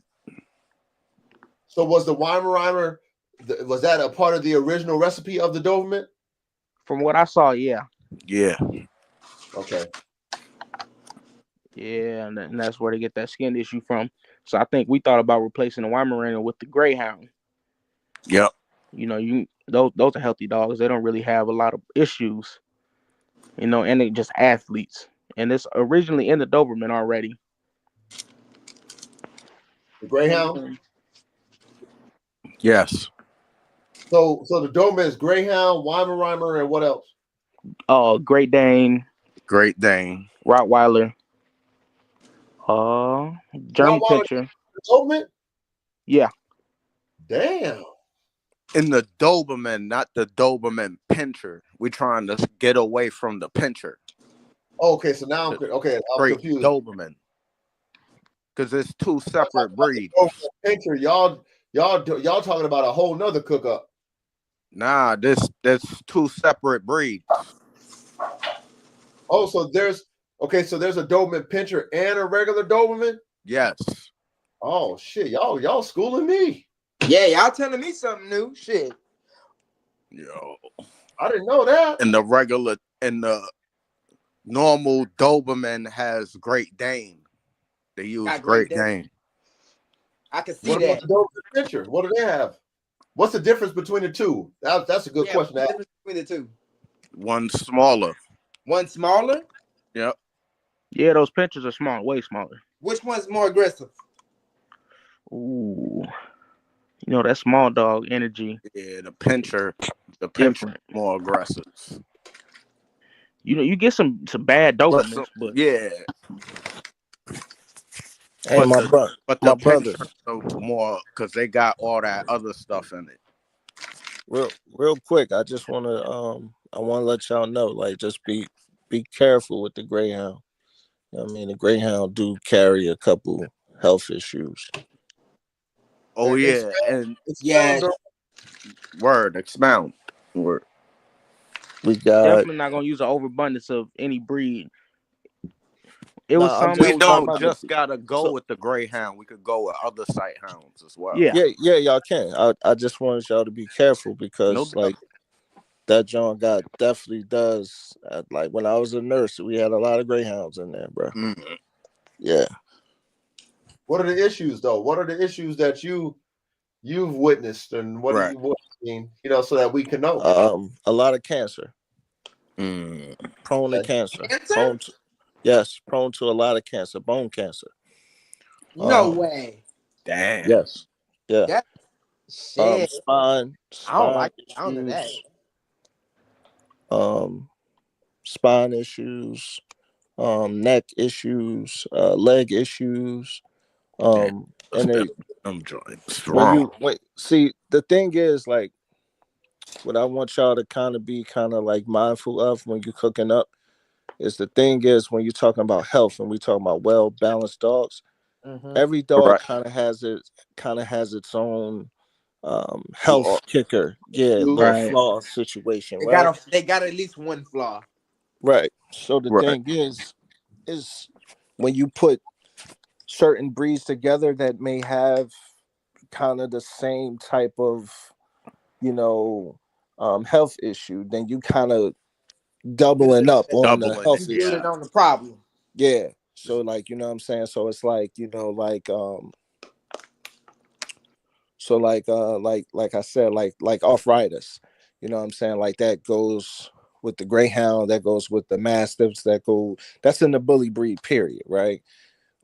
So the thing is what you want to kind of be mindful of is the joint issues and kind of trying to like breed out of that and not so much in towards that, you know what I'm saying? Because then you're just gonna have, dogs that just, it's crazy because arthritis and stuff like that, excuse me, it comes up, bro, you can have a 1-year-old dog with arthritis. You wouldn't even know it. You won't even know it until you know it. Right. So the thing is, it's like, once you start doing those mastiffs and you start doing like, you start cooking this up. I'm not trying to discourage y'all, but I'm just saying, like, you know what I'm saying? Like, it's one of those things where if y'all mindful of how y'all cook that thing up, you know what I'm saying, that y'all can cook up and have, pretty healthy dogs, because that's what you want. The healthier the dog, the more money you're going to get. You know what I'm saying? The more longevity you're going to get, more work you're going to get out of your dog. Arthritis dog is not going to want to work. It's not. It can't not at work. all. It's He burning up in the joints. Right. So you know what I'm saying. So I just want y'all to be mindful of that, man. I will add. So the reason I said Ben White for his Fila and English mix is because his I think his foundation females, I think you said 10 or 13. It's one or the other. A lot of his dog, like his males, one male 7, another one's 8. A lot of those masters don't live that long, and his all don't have health issues with their joints and none of that. From what I see and what he says, they're all living long. And I will say that's part of his lifestyle as well, but it's also how he cares about them and what's inside them, because some of that stuff you can't stop. Correct. And I'm big on the Borbal, and I like Integrity Borbal Kennel because he does the testing, and he has that portfolio of the health issues that he has, doesn't have, because I don't see anything in him. And I will be doing the proper testing to see what my dogs will carry and what they won't. That's good. And that's how we have to look at our lab notes. How we talking is that's how we got to look. That's how we got to look at what we trying to cook. What Duro added in there, what you, Big Jaw, your assessment of the dogs you cooking up and which dogs you're going to use from who and why. Like this is what helps us to get 50% of the way to where we can kind of gauge what we're going to produce. Because the other 50% belongs to the Most High God. Mm-hmm. Facts. But if we can get 50% based off of our understanding of the dogs, understanding of why, understanding of who we're going to get our dogs from, assessing what their dogs have shown them and us, and say, okay, cooking these dogs up together, I should get 50% of what I envision. And if you can get, then your program your program is going to go really far, because you're going to get at least 2 to 3 of your dogs to be somewhat what you want them to be as far as your production. You'll at least get 2 or 3. For sure. Which is a great thing. Yeah. It's great for us. Some people don't get none. Word. Some people don't get none, exactly. They don't get anything. Because they're not thinking like we're thinking. How you guys are talking, you're elaborating on why. Mm-hmm. Most people have a dream like Martin Luther King, and that's about it. Word. Oh, man, adobo is cool. Oh, this is cool. That is cool. Let me mix that together. Nah. What you guys are talking about, you're giving the reason why, And for us who are dog men and dog women, we can understand your mathematics. Like, yo, that's dope. Oh, yeah. Okay. Yeah, I need to look out for that. That makes sense. That's how we make great dogs. Yeah. Right. So I think Ja had mentioned he would like to put the Ridgeback in there too. Oh, I forgot about that. Yeah, I like them Ridgebacks. I like it too. That's a lion dog, right? Didn't they say they were used for hunting lions? I don't know what they use them for, right? Yeah. Hunting lions, something like the Rhodesian. Yeah. The So there's Rhodesian. There's three of them. There's 3 different types of those. I mean, what are the differences between the 3 types? Yeah, what's the 3? Yeah, what's the 3 types? So the Ridgeback, they're a big endurance dog. Like they can run for a long time. I'm not 100% sure. I'm not sure if their background has Greyhound in it, but they run for a long time and they're rough dogs. The Thai, I can't even remember. It's That's a forest dog, like in the jungle. Yeah. Man, I can't lie. Y'all kind of got me sold on that lurcher too. And then they got a smaller version called the Phu Quoc. And those are rare. Yeah, they're very rare. What do they use those for? They're also forest and jungle. Forest and jungle? But why would they go for smaller? They're not used for lions, right? What are they used for? No, like hunting. Hunting, probably like monkeys and all that. Foraging as well. So these and they're diggers. They're extreme diggers. Like they'll dig a hole just to lay in it. And rodent control also. They'll dig a hole and make it home is what you're basically saying. So they're basically wild dogs. Yep. Feral dogs. That's the word I'm looking for. They put feral into that Ridgeback. Okay. The hunting also. The Phu Quoc Islands. Just to fucking live in.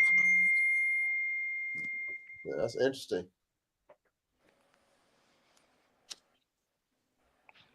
That's real interesting. And y'all, so you remember I said my cousin, he's a breeder and trainer. Yeah. Man, I just remember he got a dogo also. Damn.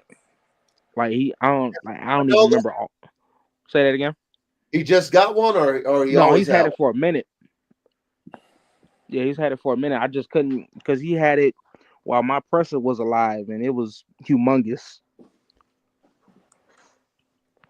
But I'm saving up for my computer. I'm about to get a laptop, a microphone, and some headphones so I can start these interviews.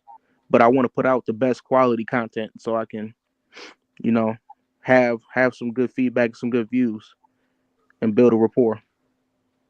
It's all good. Whenever you want me on there, I'm there for you. You already know. Oh yeah, I'm gonna hit you up. I'm there for you, brother. Sure. Love everything. True, y'all too. Hell yeah. Fact. And you see what my Instagram, like my bio says, thoughts, concepts, and opinions. Anything you feel like is right or what you think you've learned, say that. Man, I got a lot of respect for you guys, man. Real shit. That just for me to be able to sit back and listen to y'all and be like, and learn from y'all. You know what I mean? Like, sheesh, man. I'm proud of y'all. I'm proud of y'all, man. Appreciate it. We really are building off of each other though. So this is a win-win situation for everybody. For real, we just sparring our minds. That's why I put together the community, John, because I was like, yo, like we build on Thursdays and that's it. You know what I'm saying? But like now we building every day. All day. For real. Especially me and Reddy. Nah, y'all just gonna leave me out, huh? Oh yeah, Corey. Yeah, my fault, Corey. Yeah, you be in there too, man. Yeah. Y'all just gonna leave me out, huh? We ain't gonna. Hey, I gotta give Duro his flowers, bro. We have to give Duro his flowers for being. Man. He made the joint. Yeah. Yeah, you know what I'm saying? For all the good information he has, because Duro got a lot of information. We just from being. wouldn't be able to be sharing all the videos to that Mm. joint without Duro, man. Yeah, shout out to Duro, man. Love, y'all. Appreciate it. And ready, you've been around different breeds. You've been around a hell of a lot of breeds. We got to get ready his flowers too. Yeah, for Got to sure. get his flowers. Hell yeah. All y'all, every one of y'all. You know, like I said, I'm proud. I'm the coach able to sit back. I'm over here learning, taking notes. Hell yeah. I love that. Nah, Yeah. there's so many breeds, man. That Yeah, so many. Hey, we haven't ready. You to open my eyes to so many fucking breeds that I had no For clue real. about. Man, ready, you know some dogs. Yeah, You know some dogs, ready. You really do.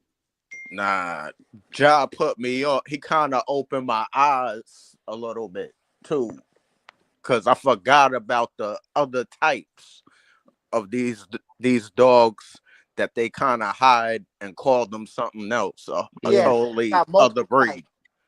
Yeah. Mhm. So I'm seeing, That is true. Yeah. I'm seeing these dogs and other breeds too.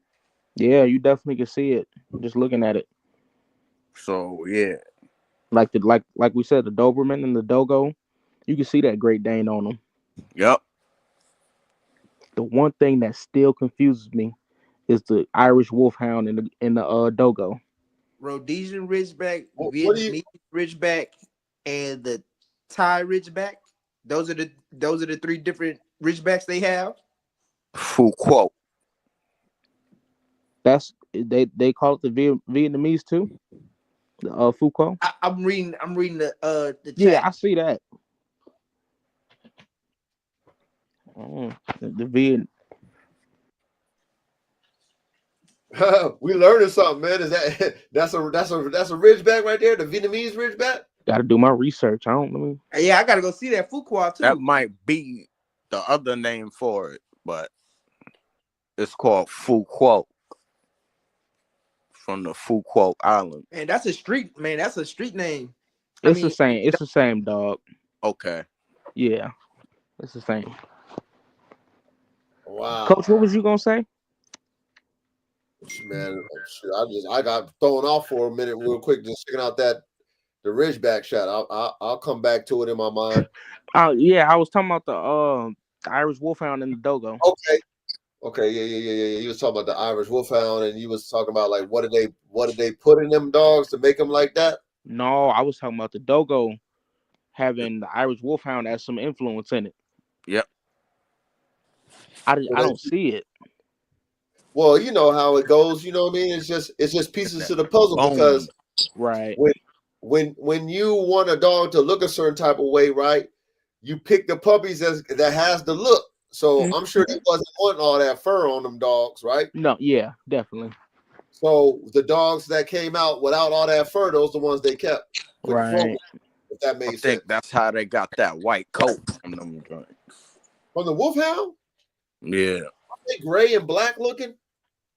Yeah, they gray. got Like those. they got some They white got on them other though too. colors too. Yeah. Oh, they got There's white. some white. There's some white. Like salt Wolfhounds. and pepper. Like yeah, they got mad. Yeah, they call them like salt and pepper, black pepper. That kind of makes sense though, because those Dogos be having the black spots like on their eye and That pirate. Yeah. the little small specks very too. rare. Very rarely you will see that though. Oh I don't see too much color come in on Dogos.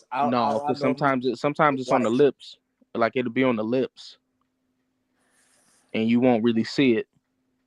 I'm And interested in building off that Dogo. I can't lie.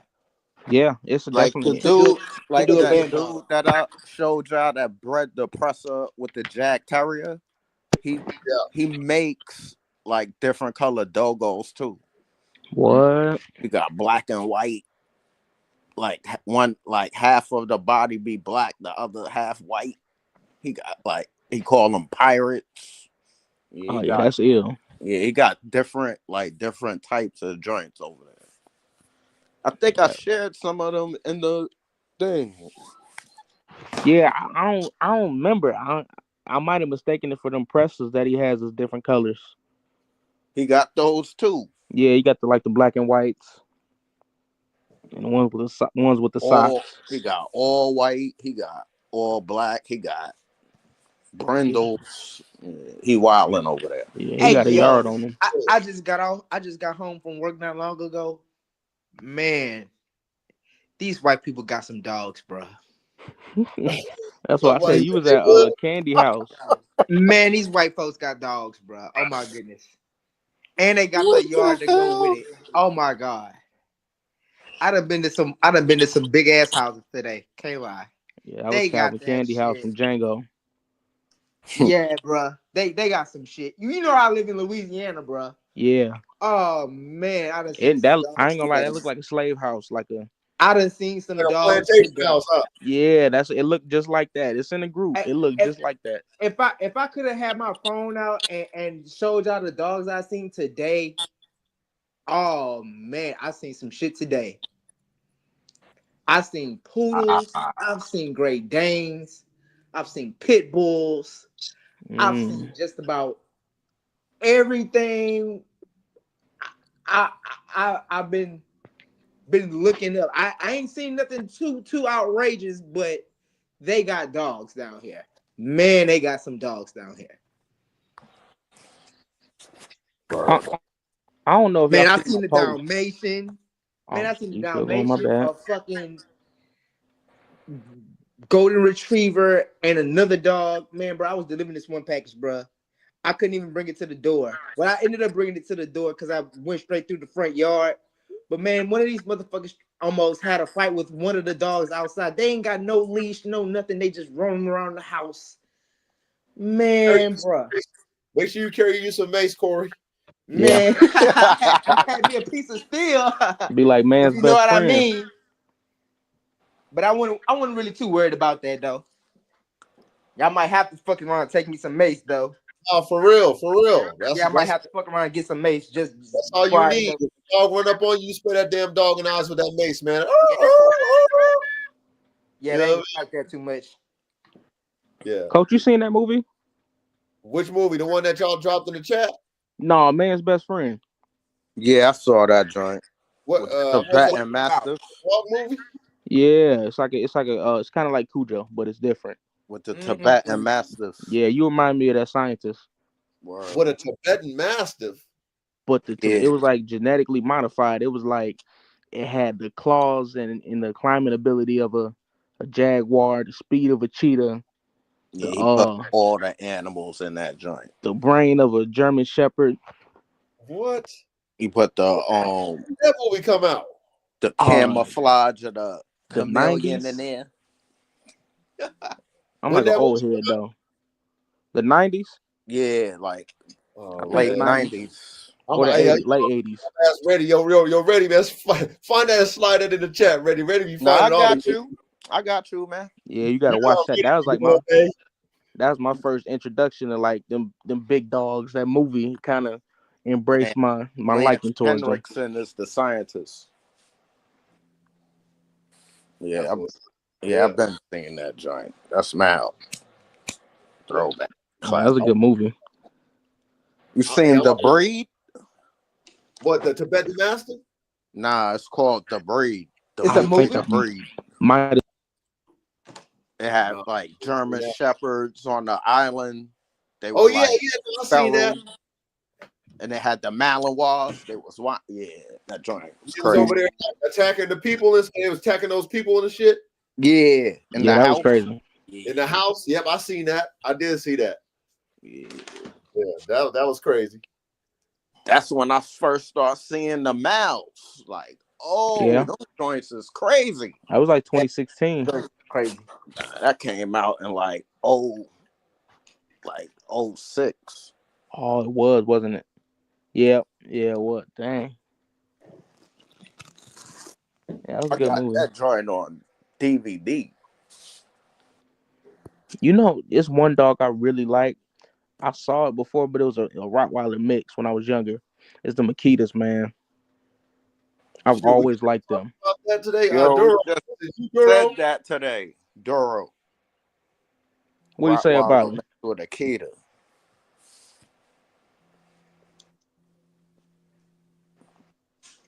Yeah, Duro. they're raw. Yo, can y'all hear me? Yeah. Yeah, now. Yeah. Hey, what you talking about with the Makitas, man? The Yeah. kid with the Rottweiler. I said, this bull I saw, man, he had a Rottweiler mixed with a Akita, man. It was Yeah, like that shit looked like AK, man, coach dog. I that's mean, nasty. It's a nasty it was dog. big head, man. Like his name was Blaze, man. Saying nice dog, man. Real nice dog. Imagine a mouth. Yeah, he had a nice bite on him too. But not so much the shape of the Rottweiler, more the Akita Yeah, because their shape. snout a But little longer. yeah, more of that. But it was crazy, man. Yeah, they use them as fighting dogs too. A They lot of got people say, the curl tail. yep. They say a lot of people can't own them type of dog with them Akitas. Nah, the Japanese Akita, you can't mess with them. No, man, Japan they didn't produce some fighting The joints for real. American ones, yeah, that's fluffy shit. Yeah, them nice. Yeah, that's nice stuff. Is that the same with the Chow Chow like back in the day? Because Yeah, now you don't Man, see them. them motherfuckers get active. I them don't joints see a lot of them like that no more different. though. Man, my girl got They some put in fucking chow chow in her. Sharpei. They put in like full dogs in there now, Mm, and put and making them smaller. You know what I'm saying? yeah, them Chow Chows wasn't little. Like my uncle used to have them. He had Oh, like Chris, I'm from Baton Rouge. I think he had a Chow Chow bully mix or a pit Okay. bull mix. It was one or the other. It was nasty. Bro, I mean, bro, just all the cook up mixes y'all talking about, man. Like, sheesh, Crazy. Nah, but that Doberman joint with the ridgeback, we were Yeah, saying, that's tough. like, if a couple of them come out with that ridge on the back, those are the ones we turn into Bandogs. So you gonna throw a mastiff into that? We'll add a lean Corso. We don't want no 150. We want like a 100-pound Corso. So Right. you're gonna go straight to the Corso, not a direct mastiff, but you're gonna go with the Connie Corso Yeah, we instead. can go with that Yep. Corso because they're people use them for herding in Italy. Yep. So See? they got to be fast. They got to be able to move. I can Like see. hurting or We hurting like gotta a get those pure Italian bloodlines. Like directing flocks. Yep. yeah, like a collie or something like that, right? Like Yeah, Yeah, herders. Yeah, they work them as like herders. wow, yeah. that's interesting. But I think it's for like bigger livestock, like the cows and stuff, where they can be a Cows. little bit more rough. They end up That's killing the sheep. I can see this right now, man. It's gonna be Corey. I mean, it's gonna be Reddy and Ja cooking up. It's gonna be me and Corey and Rock Solid cooking up. Yeah, For sure. I I can feel it. see right now, man. For sure. bro. That's gonna be. I mean, brothers, if y'all not if, but when y'all do that shit, is man, you know the wave we gonna be pushing. Come on, bro. Oh, I know. Yeah, it's already picking up in And 2025, bro. when y'all get litters, man, I want everybody to post, you know what I'm saying, they brothers litters, you know what I'm Oh saying? yeah, 'Cause for you never sure. know if somebody Hey, you following might, you know what I'm saying, might want a pup or whatever, you know what I'm saying? So we nah, just we gonna gotta make sure spread that love in here, man. Yeah. Mhm. We definitely gonna work on what we like and then see what we can add to each other's kennels or see what we can mix that'll improve upon each other's things that we're missing that we both might have. And just Right. mix that together and have something nasty. Yep, that's how it works. You know, that's like I said. That's how I got my head start when I bought my head on the Bandog. Mm-hmm. Yeah. You Right. know, shit. I didn't have to do no F1s and F2s. I was able to get the foundation already done for me. Yeah, you got the foundation done. Yeah. So how y'all cooking? Y'all cooking up foundations. Yeah. Man, so Coach, you seen that Hermes Bulldog that I put in the group? Man. Yeah, I love that concept. Yeah, that Bulldog is big. What they throwing there? Saint Bernard in that motherfucker? What they throwing at Hermes? I think they said Bull Mastiff, English Mastiff, American Bulldog, Oldie Bulldog, some Pit Bull, and then they said some other stuff that was secretive. Okay. That motherfucker could breathe and live over 15 years. And it was like 145, 150. We breathe for. Huge. Like I thought it was a Bull Mastiff at first when I first saw it in that one video I sent. So is that still? Is somebody still got the blood now? I followed a lady on Facebook. I think we actually follow each other. I'm not sure, but she got some dogs over there. Some of them don't look as good, but some of them still look serious. They look good. They look like something. Yeah, like they look like something. Throw that heavy out. Yeah, because then that's when you get into them bow-legged dogs and she got some that got hook teeth that's pulling their lips up. Yeah, but she still got some good ones, and I like that concept. Like say, I don't know. At some point, I could just got so many different cook-ups. If I were to like go after that Hermes kind of look, I'll probably go to Cannon Bulldogs for that bulldog blood. He got some athletes. I like his stuff, man. Real muscular. They real active. I like his dogs. And they love to work too. Yeah. Literally out the gate working. That's the key. Yeah, that's the key, right? They gotta work. Mm-hmm. Yeah. What's the use of a dog if he can't put in that work and more work 3 times? Exactly. We gotta see him work, and that's what disappointed me about when I had Red Tiger and his brother. You know, that shit disappointed me, even though I knew the truth, right? I knew the truth. What's up with you, T? Even though I knew the truth, right? It disappointed me because the dogs in their mind, they wanted to work. Yeah. And they weren't bred, or excuse me, they weren't built to work. You know, they a look. And they looked like they could work, but everything else internally wasn't matching. Yeah. But I always thought about it. They achieved what they wanted with their kennel. Because they said they wanted a muscular big dog. They wanted that bodybuilder look. Yeah, no, they got that for sure, and they was making the money too. So I mean, but like I said, for me or for the other consumers who saw a look and thought that they were going to get that, yeah, they thought they was going to get it for longevity. Well, you get disappointed because you want to work the dog, because you see the dog and the dog showing you like, hey, I want to work that. Then you're like, okay, cool, I like a working dog. You look like one, and then you put it through the through the test, and that dog, has a heat stroke because it's not that look overcame the performance, because people were buying the look, and I get it, but for me, it's a disappointment, even though I was already warned that it's like I got a dog that loves to work, but I have to put him up. I can only let him work for 10 minutes because if not, he gonna overheat.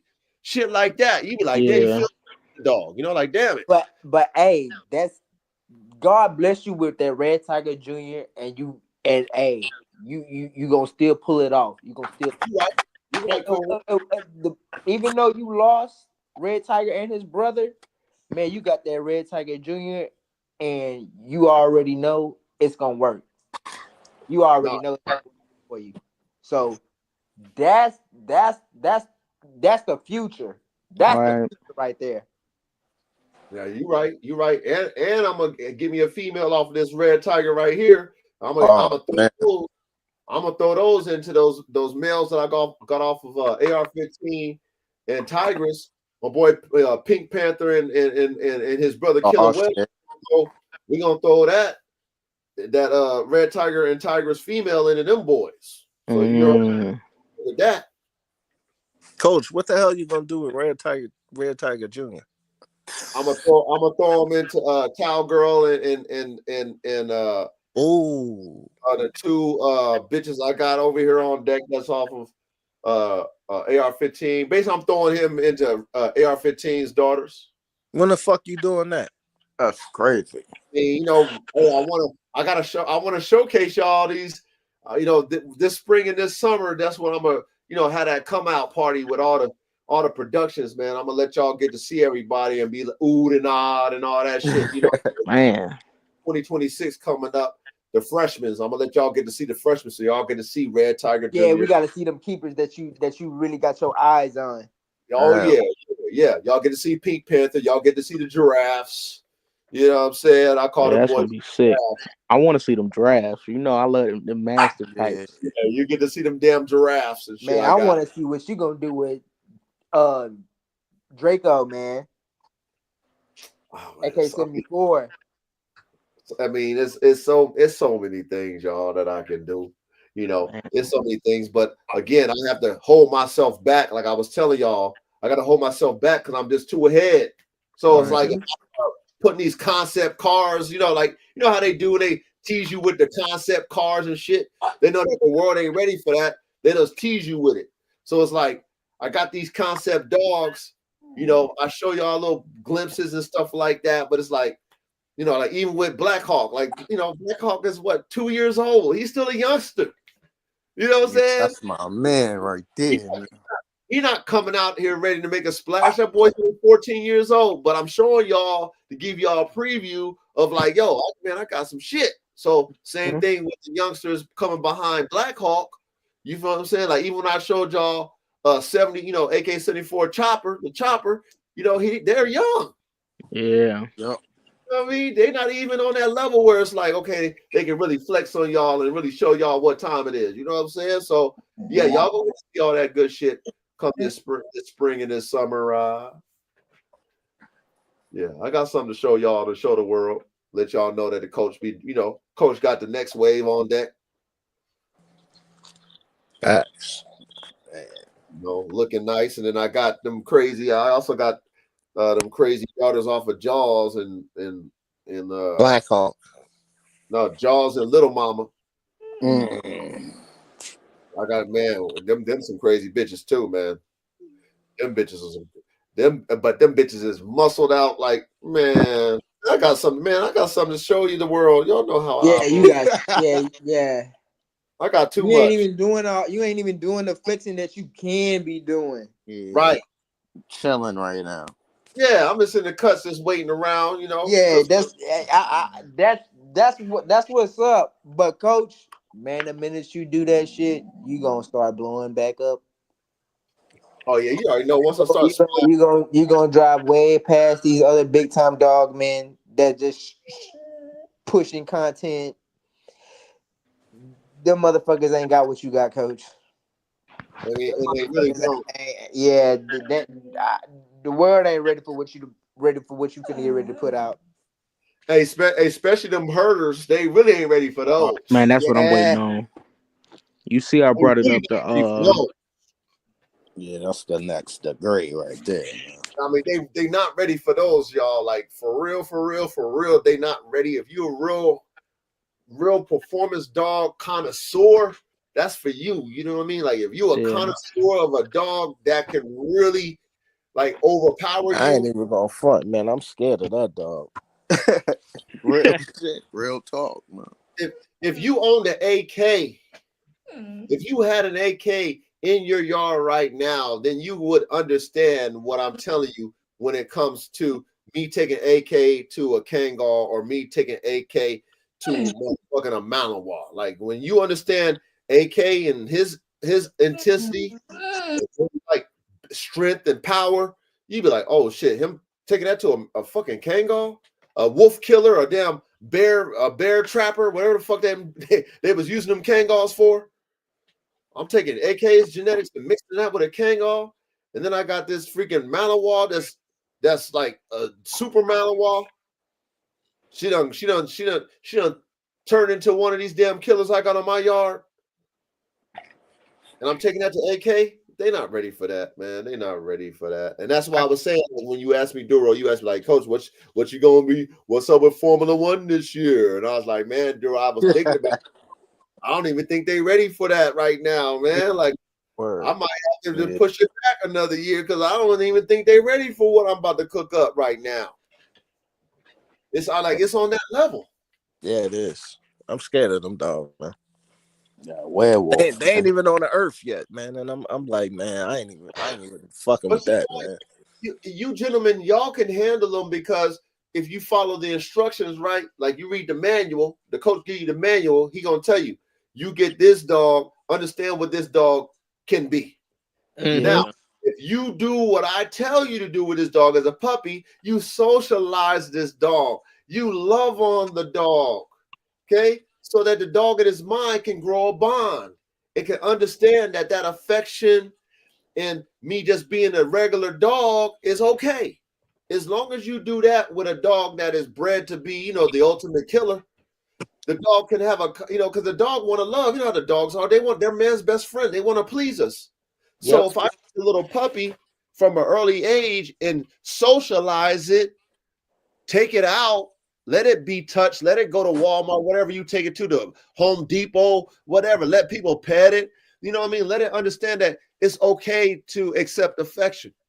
Once it matures and knows who it is, then when the dog senses that, you know what, I don't like what you bring into my way, the energy you bring in me, I don't like it, then its natural instinct is going to kick in.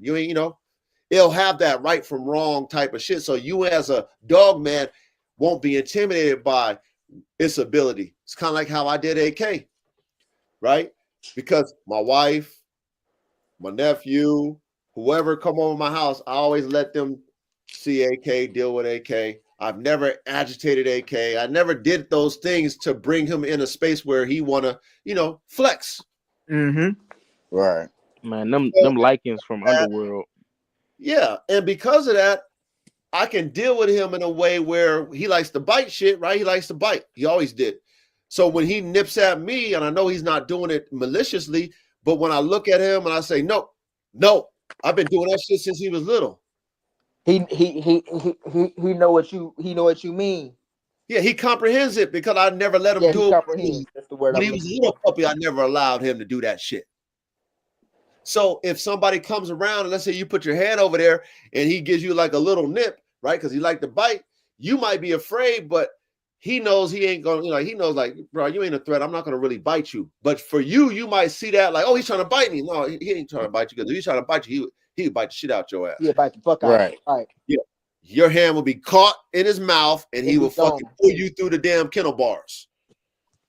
Period. He'll pull your ass right through there. But because I've been dealing with him early bird as a puppy to let him know, like, yo, it's cool just to be a dog.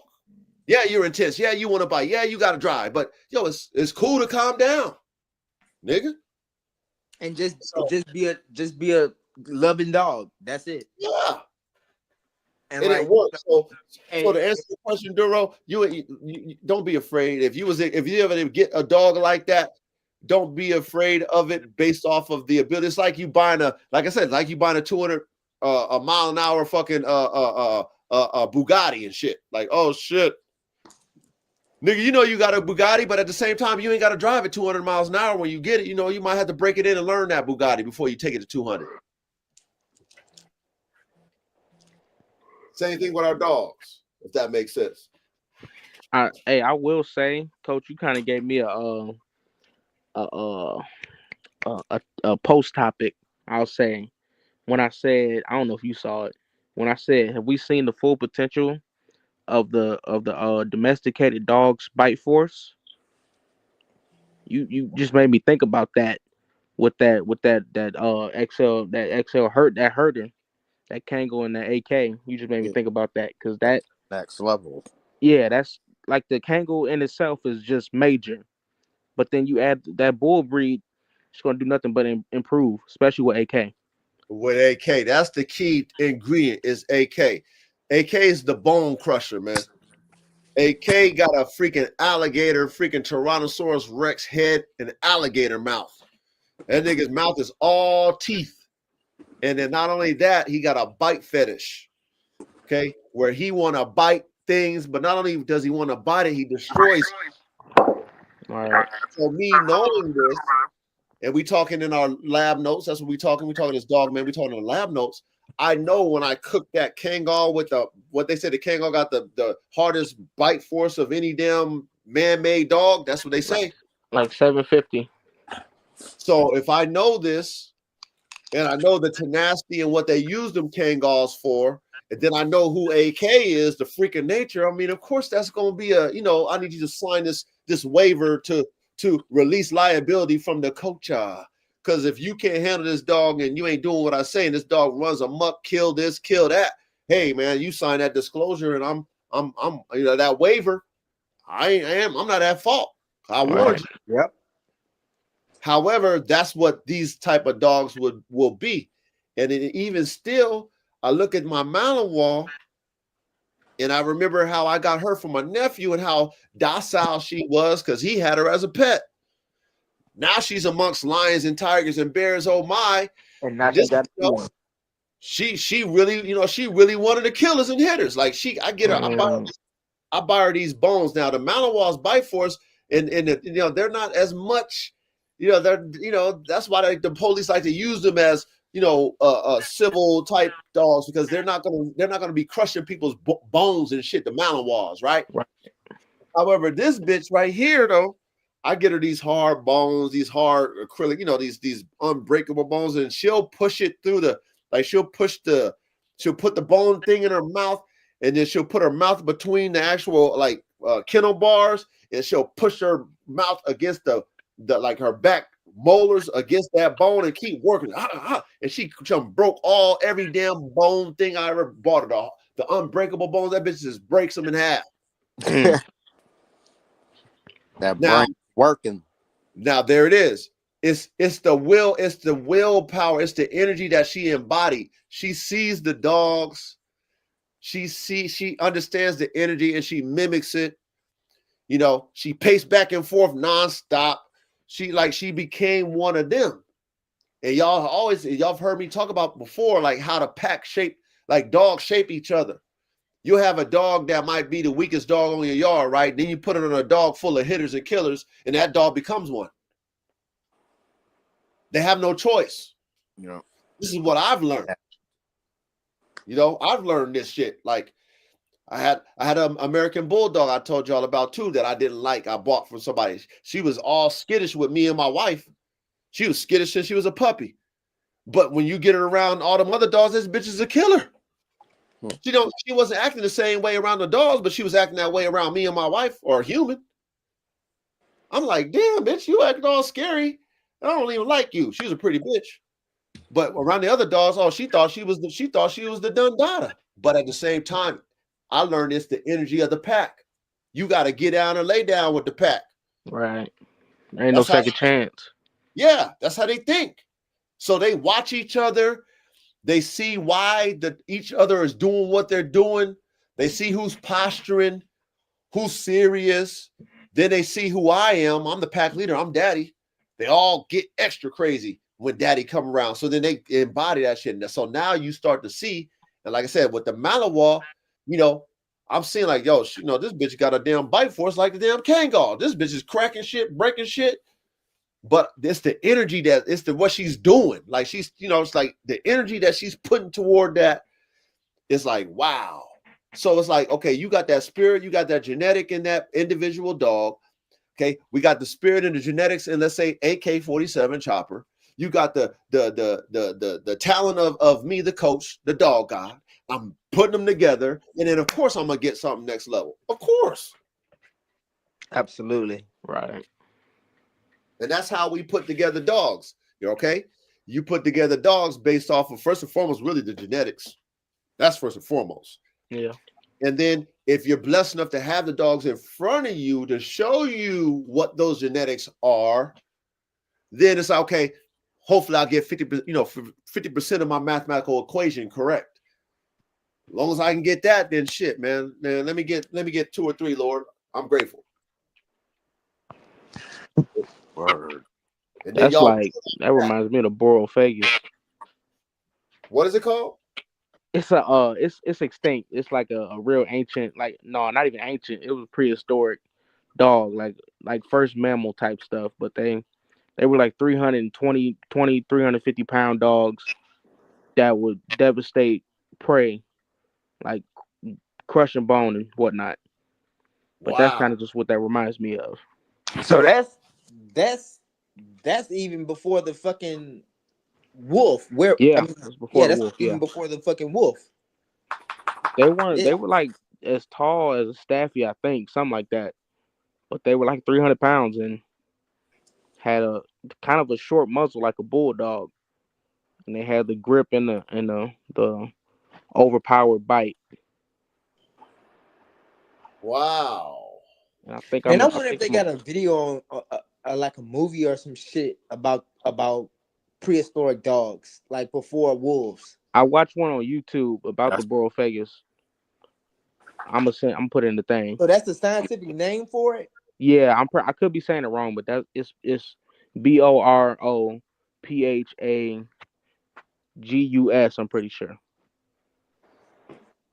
That's very interesting. I've been trying to find something past past wolves, but I don't see it. Yeah, yeah. I'll send it in the thing. And coach, if you want to see it, I'll send it to you. Yeah, please do. Yeah, definitely. Um, because I made a post about the hyena, Do they and got yeah. fossils on that shit? huh? Do you know if they got fossils on that shit? Yeah, they got pictures of like the teeth and the jaws. Mm. What were you saying about the hyena? They got a 1100 psi bite Bite force. force? Yeah, Oh yeah. I posted about it on my page, but they're more related to the cats than they are the dogs, even though they look like it. Yeah. Well, for them to be able to compete with the lion, they got to have some strong bite force. Definitely. And they just eat bones like candy. Yeah, they gonna run them cats off. And that's why I was wondering. I'm like, can the dog evolve to this if we keep improving on these dogs each generation and using that Yeah. hybrid vigor? Yes. Most deaf. Yes. Yes, they can. Because if you think about if every dog came from the wolf, according to what we know, look at all the different variances of dogs from the Right. wolf. Yeah. Your imagination couldn't take you as far as where the dog has came from the wolf. There's Yeah. no way in my mind if I, like how they describe it to us, how they break down the history of man and the wolf and how we domesticated them. There's no way that I would have thought to myself that I can make a wolf look like a chihuahua. Right. Just Or downsize it by 100 plus pounds, 200 yeah, plus pounds. or make a wolf look like a mastiff. Right. You right. I ain't even think about it like that. Fact. So yes, we can do that. Yes, And we my can. posts are like that to where what you just did, you enlightened me and just added your thoughts and what you think or even what is. Like that's why I make those posts and I want people to comment and learn me something or we go back and forth and talk about it. Yeah, yeah. And but see, that's where it starts. It starts from our imagination, starts there.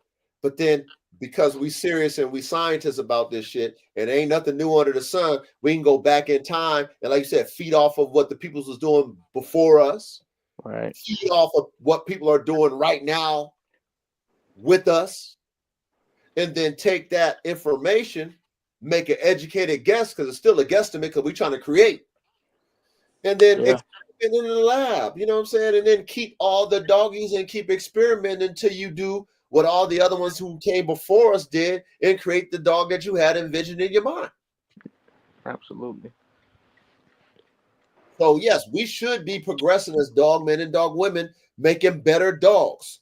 We have so many different variances of dogs. There should be no reason why we shouldn't be able to do it.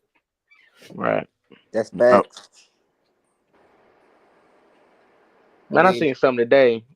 Uh this he's a treater, a breeder and a trainer. He he said he said that the Neapolitan and the Cane Corso are the same dog. See, They're related. They look like the same dog. And They're the reason related. I say that is because when I was dealing with buff dogs, and they were telling me about the Neapolitan Mastiff that they used. They said they used the Neapolitan Mastiff Sport. Now I didn't know what the difference between the two was because I wasn't even familiar with. I knew what a Neapolitan Mastiff was, but I wasn't familiar with the variances of it. And she was saying it's just a Neapolitan Mastiff without all the extra skin. Well, look what the damn Cane Corso looked like. The same thing. And got its own name now. Yeah. And they even said it was the Cane Corso is a band dog, basically. It is. Yeah. Just like the Presa Canario. Just like the Corso. The Dogo. Yeah. Just like the And Dogo. that gives us even more reason to mix and do what we do. Anything with the Mastiff base and a bull breed in it, to me, it's a band dog formula. Yeah. Whatever you add to it is your choice as a breeder. That's your choice. But if you got those ingredients of a bull breed and a Mastiff, then to me that's a band dog. Yeah. To me. Absolutely. Yeah, I agree. 100. So I even thought about doing something like that with the Sporting Neo. To say if I wanted to add it to my program.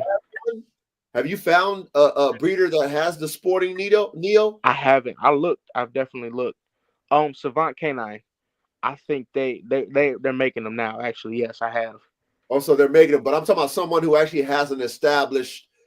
No, not making. He has one. He has one. I'm sorry, he has one. And it's called that? Yeah. And he bought it from a breeder who breeds that? No. He's made it. Like he's made it, and then now he's using it in his program. Okay, he made it. So but I'm talking about an established. Oh no, yeah, not to knock what he's doing. We're not going to take what he got going on. But I'm just saying that's established like the Neo is. You know what I'm saying? Yeah. No, I haven't seen that at all. Okay. See, I could probably find it, but it ain't going to be in this country. No, it definitely be in like Italy or something like that. Yeah. So then, in reality, it probably is a Corso then. Yeah. That's what I'm thinking. They say the Cane Corso and the Neapolitan Mastiff related. Yeah. Yeah, I mean they're gonna be related no matter if they didn't use a Cane Corso, but like it's just too much similarity. It's just too much similarity. Yeah. Italian Mastiffs in Italy. Yeah, in Italy. Yeah. The only thing that I don't particularly like in the Corso is I don't like the narrow fronts. Like the front of the dog is, like the chest part of it is just it's narrow. It doesn't have a wider chest. Front. Yeah, I get what you mean. It don't have the chest you're looking for. Right. That's why I don't like it. Front. So the intimidation factor to me as the stance of the dog, doesn't really have that, commanding stance, even though it's like the bulldog. Right. Yeah. Or the Presa. And then their gait is very, very, how can I say this? It looks weird.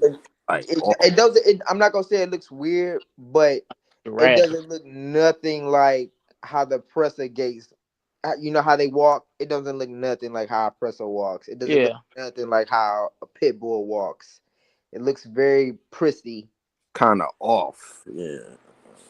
And then what I don't like about the Presa is that the Presa don't have a tuck and it's got the high rear. Those are the two things that I don't necessarily like about. I like the Presa. They got that roach back, but I need the dog to have a tuck, and I don't really care for the super high rear. Right. You know what I'm saying? Like I think they get that from the Bardino Majero. Yeah. What is that? It looks like a shepherd. I've talked about it on here before. It looks like a kind of like a stray. It's a lankier dog, and I think they get their cat-like movements and their length from it. Yeah. opposed from the Mastiff. But they say that's what makes those presses so intense. And it's also was using the Dogo, but they had to redirect from using it because that's when we was getting those Dogos that was killing people or tearing people up. Oh. So they had to kind of step away from that, which is amazing to read about. You know what? See, this is very important when you're dealing with dogs that can kill people, and that's why we talk about the waiting to turn certain dogs on for the first year, the socializing dogs, because when I look at my giraffe boys, my Formula One Bandog boys, like I've had situations where, I'm not going to say what I was doing to get a certain type of energy down because certain people wouldn't understand it. But when I was trying to correct, certain behaviors, I was getting kickback in a way of, dogs using their mouth on me. Yeah. Mm-hmm. And that can't happen. And it won't. And yeah, I will never allow it. However, me understanding the type of dog that I created, and you're dealing with a guardian breed that's heavy mastiff. Yeah. Mastiff are, man biters, right? Yeah. Man stoppers, etc. Right. So when my dog didn't like my correction, in his mind, his correction to me to tell me that he didn't like it was to bite me. Mm-hmm. Now, it wasn't a malicious bite because in his mind, he still knew I was daddy, but his response to me is like, I don't like that. I'm going to bite your ass. Mm-hmm. Now, if I just started playing with his psyche early, a dog who's bred to understand in his psyche that if I don't like something, whether you man or prey, I'm going to bite the shit out you. If I was encouraging that early bird, then I would say over time, that could be a problem that I might have when he's mature, about 2.5, 3 years old. He's like, hey, I don't like something, whether it be me. Now, of course, he's going to think twice about me because I'm his master. But imagine my wife or, my nephew or your kid or stranger come around and that dog sees something he don't like. Instead of just checking him, with his stance and his posture, he running over there wanting to bite him. Yep. Yeah. And that's something that we got to understand dealing with these type of dogs and cooking the way we cook is that the nature of these dogs is serious. The temperament of these dogs is something serious. For sure. And being able to understand that it's serious and it plays genetically, we need to make sure that we nurture the off switch, nurture them to understand that, yeah, you can do it. Yeah, you want to do it, but there's a time and a fucking place. Absolutely. And it goes into breed personnel, like even just pet owners or dog owners. They don't understand the breed and what their nature is and what they go by and what they want to do. So then that's when you get into those attacks and those people that die or the people or the children that get what. Yeah. It's about breed personnel. But see, they don't understand, right? So, okay, they're looking at them as a pet, and they are a pet to them, right? But see, they don't understand, like, what we're talking about is like, well, when that dog doesn't like something, how is it going to deal with you? How is it going to tell you that it doesn't like it? So let's say for those dogs that attacked their owner and killed a lady, right? Yeah. Maybe over time that dog was trying to warn that woman about things that they weren't liking, but that woman thought it was a pet and wasn't understanding the psyche of the dog. And then finally that dog was like, hold on, I done told you this shit about 20 times. Now I'm about to show you what I'm about. You know how dogs do. When they see you in that frenzy mode, when they see you in that panic mode, that prey drive turn on. Like, oh, she's struggling, she's screaming. They start to get worse. And it just make them turn up even more. But that's the nature of the dog. Right. Yeah. And people don't know how to read those signs neither. That's why I would say for those people that get those breeds, those larger breeds, those guardian breeds, they should take a class or something like that just to understand the nature of your dog or what you have, to understand to see whale eye and just the uncomfortability that you can see in a dog when you're doing something they don't like. Yep. I agree. Because a lot of times you can see it before it happened. The dog gonna give you a warning just off the energy alone. You already know, like if your dog is kind of still, he tensing up and a little bit tense, your dog is thinking about something. Yeah. Now, based off the situation that it's getting tense on, it ain't got to say a word, but if it's getting tense kind of still, and there's a situation that's making it that way, if you don't understand the situation, you won't understand what your dog is trying to tell you. Oh, Oh, he just come here, boy. Man, and that's why I'm grateful that we have these type of conversations, and I'm grateful that people can hit the rewind button and pay attention in the classroom and maybe get it now, maybe get it later. But the things that we're talking about is very important, man. Yeah. Very important. I post about this stuff too. I made a couple posts about this. One thing I talked about was kennel blindness. I kind of want your opinion. Do you believe that kennel blindness is another thing that occurs in the reasoning behind why dog owners get attacked or get mauled? I wouldn't say kennel blindness. Okay. I'm just saying it's like you having a kid or you having a partner, right? You having a best friend, and the way you perceive your best friend is what you want to believe, right? Versus what your best friend is telling you is what you should believe. Yeah.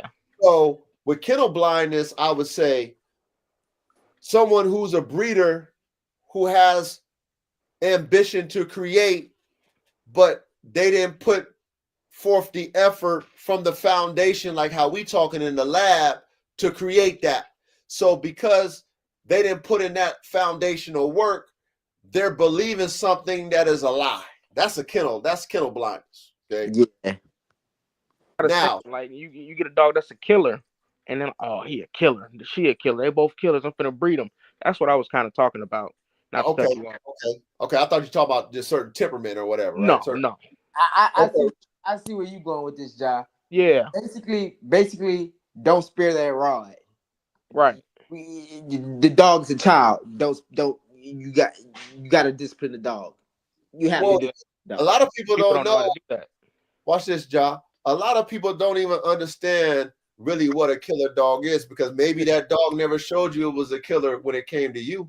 Yeah. Exactly. Until it gets around a stranger or your nephew or someone that the dog is not used to, or another animal, another dog, whatever, and then it shows you that killer side. Right. Okay. Then you're like, oh shit, I never thought, that dog wouldn't, she ain't never did that. Well, you don't necessarily know the dog. It's an animal at the end of the day too. What if Tupac say, I ain't a killer, but don't push me? That's what Tupac said.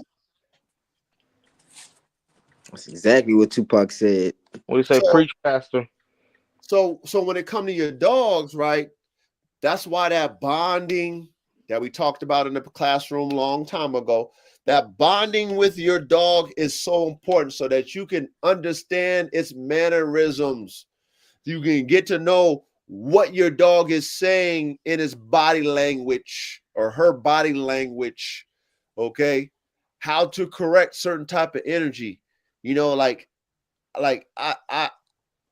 I know how to read a dog's energy. I know when my dogs are going to do something to each other. I know when my dog is going to do whatever. I know it. I didn't know their energy. So I could know how to cut it off because I know it. But I pay attention to it. You see what I'm saying? Most people who have dogs, especially the dogs that we're talking about, they have, hey, I like a strong dog, but they're not paying attention to a strong dog. And it goes into the example of, you got this sports car, right? But you don't know how to handle the sports car. All right. You driving it, as soon as that sports car breaks traction, you don't know how to let off the gas at the right time. You don't know how to, hit the brake a certain type of pressure. You don't understand that. You panic. Yeah. You lose control. Now you start grabbing the steering wheel and you, now you could have saved it. All you had to do is let off the gas, maybe hold the steering wheel a little bit tighter. Now you straighten it out, or maybe you have to give it more gas straight. See, that's the same thing with your dog. And most people who own these type of dogs, Ja, don't understand that concept of understanding their dogs. You know what I'm saying? So like what you were saying with the kennel blindness is two different things. You know, you want to take a killer dog with a killer dog and you're trying to breed killer dogs and then you're not killing killer dogs. But the only reason why you're not getting killer dogs because that might have been a personality trait, not a genetic trait. Yeah. Right. Which is true. And so I would say, yeah, maybe you are kennel blind if you thought mathematically, genetically, that you was going to breed these level of dogs based off of a personality. But there's a reason why that dog had a killer personality. It wasn't genetic. Maybe it was abused. Yeah. And so that does play in that sense. But in reality, it's like, to me, kennel blind is somebody who thought they created something that they really didn't. And then they thought they're going to produce something that they really not. Okay. You know, yeah, you broke that down well. But somebody who owns a dog, though, Ja, and then they surprise them with their personality, and you know, it was never a surprise, motherfucker. You just wasn't paying attention. Right. Dogs is telling you they talk, but they don't talk like you and I. Right. Yeah. You know, they'll tell you right in your face, but you just ain't paying attention to what they're telling you. People do that all the time. You know, like if you're like, you got a cat or whatever, let's say you got a family pet, whatever, you got your nephew coming over and your dog energy is, you know, the energy to your nephew is like, I don't like this little nigga, excuse my language. I don't like this little knucklehead pulling on my ears and stuff. I don't like his energy. He's a bad boy. Like, you know, dogs, his energy, like he's a little knucklehead. I don't like him. Now, if you understand your dog ain't gonna bite your nephew or whatever because your dog is looking at you like, Daddy, you need to handle this boy. I don't know. Yeah, you need to get this damn. He keep pulling on me. I don't like him. The dog will tell you. He'll run, you know, dog move away, whatever. Go sit somewhere. You know how the kids are. Yeah. They're gonna follow the dog, pulling the dog, whatever. The dog's like not trying to fuck with him. Like he can keep moving around. Now, if you're not paying attention to that, and then one time your dog bites your nephew. Oh my God, he never did that. Bro, the dog has been telling you to get this kid away from me. Yeah. You know, like you cut out a little bit. Yeah, you heard me what I was saying. Like, we got to pay attention to those signs of dogs telling us things. And most people aren't paying attention to that. That's pretty much what I'm saying. Right. And you see it in the smaller breeds where it's not as major. I've seen it a lot. Like Yorkies, see little kids grabbing the face, grabbing them by the leg, and then they'll tolerate, then they just nip them, or they'll snarl and bite them.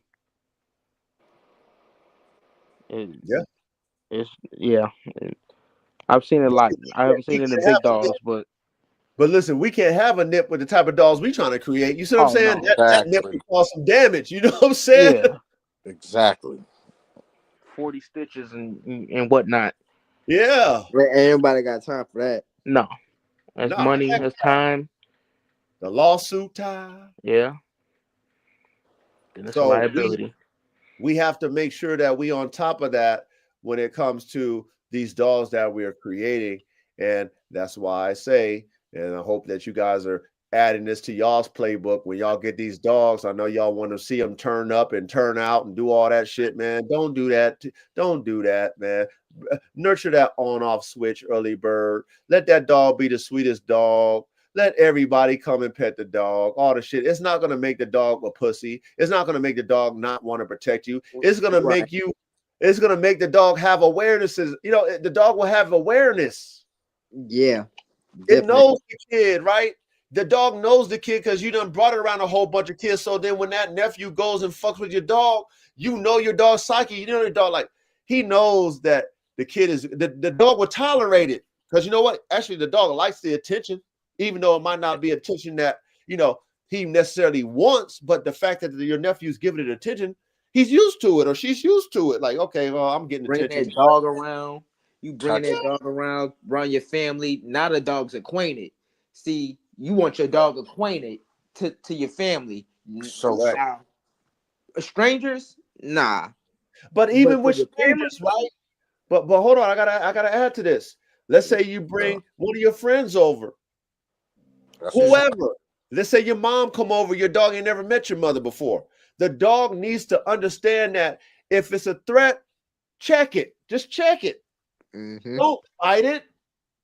If it's not a threat, I don't care if you never met it before. I don't care if you've never smelt it or seen it. If it's not a threat, don't act like it's a threat. Like the dog has to have that awareness.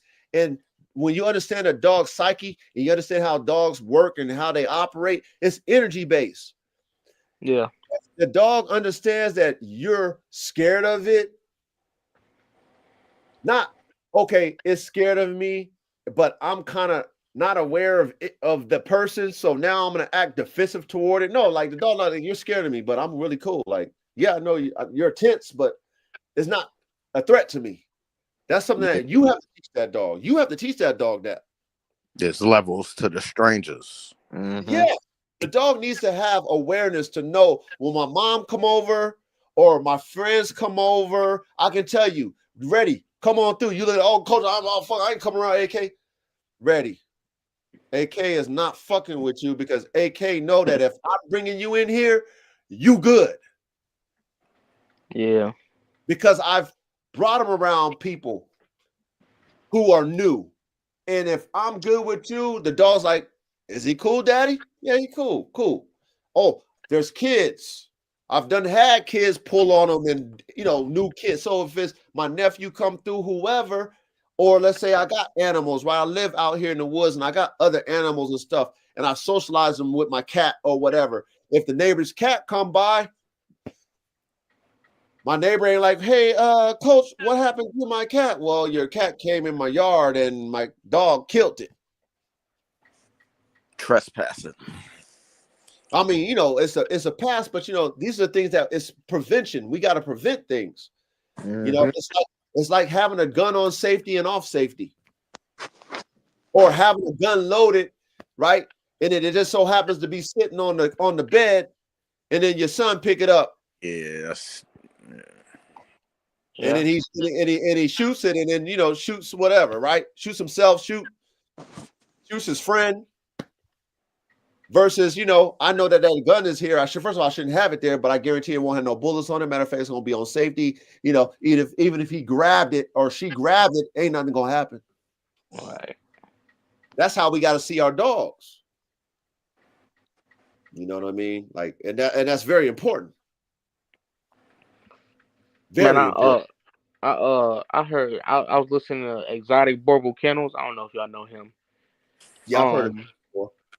He told a story. He had a Corso. Said she bit 13 people. Wow. Said some people will come in the house and he'll be like, the dog's fine, just don't touch her, don't approach her, and you good. And I guess they tried to coax the dog, and she would wait and be like, yeah, come over here, and then we'll bite him. And then it'd be some people 13 times though. It was no. He said some people, you would have neighbors that would be like breaking glass on abandoned houses and stuff, and doing stupid stuff, and then the dog would be out and then go and bite them. Oh man. Yeah, I mean, liability.com. Man, as soon as my dog bit the first person, okay, I would not have that dog out. You like I said, you gotta. It's bro. The coldest killers is afraid of dogs. Yeah. Oh, you finna bite. I'm just keeping it 1,000. That's why police use them. However, if I know just the sure fact that I got a dog that you're intimidated, if you're in my house and I want that dog to be a presence and I know that dog's a biter, I'll put it in a crate. Yeah. My dog is going to tell me, first of all, it's going to tell you what time it is, but my dog's going to tell me if you're going to be a problem. Because then that person's going to be nervous. Right. So to protect me from getting sued, just in case you not froggish, I know you will bite somebody. I'm going to keep you locked up. I'm not going to let you bite somebody 13 times, yet alone twice. One time is enough. Yeah. No. Just to see you do it. Yeah, that's enough. It's the lawsuit. It's the bro. You can get sued if somebody came in your house. They can sue you for your dog biting them. You can get sued. He said he was paying people off. Said he was paying them, begging them not to call the police. They could sue you if your dog scratches them, son. So if we know that, it's like, okay, the dog. Listen, I don't want my dog biting nobody. I'd rather you just be afraid enough to not fuck around. You feel me? Fuck with it, yeah. Be afraid to not trespass on my property, or be afraid to not rob me, or whatever. Just be afraid enough to where my dog is a deterrent. But if I gotta pry my dog off of you, I don't want to see that carnage, right? And I don't want to get sued. And a lot of trainers say the best bite is no bite. I agree. If my dog can deter you or make you think twice about coming in my house, breaking in my car, then we did everything right. I agree. Just the presence of the dog. I want the bark to be the most you guys threatening. have had kennel accidents, or you guys have seen the damage that dogs do to each other. Okay, imagine seeing that level of damage on a human arm, face, neck, butt cheek, whatever. That type of level of damage where a dog bites you with all his might and shakes and ravishes you like a great white shark. That's gonna, man, I don't want to see that. Decimated. You can kill somebody, you know what I'm saying? Slash an artery or something like that. It's a wrap. Yeah. Now you got what, 2nd degree, 3rd degree murder from your dog? Well, I'm cool.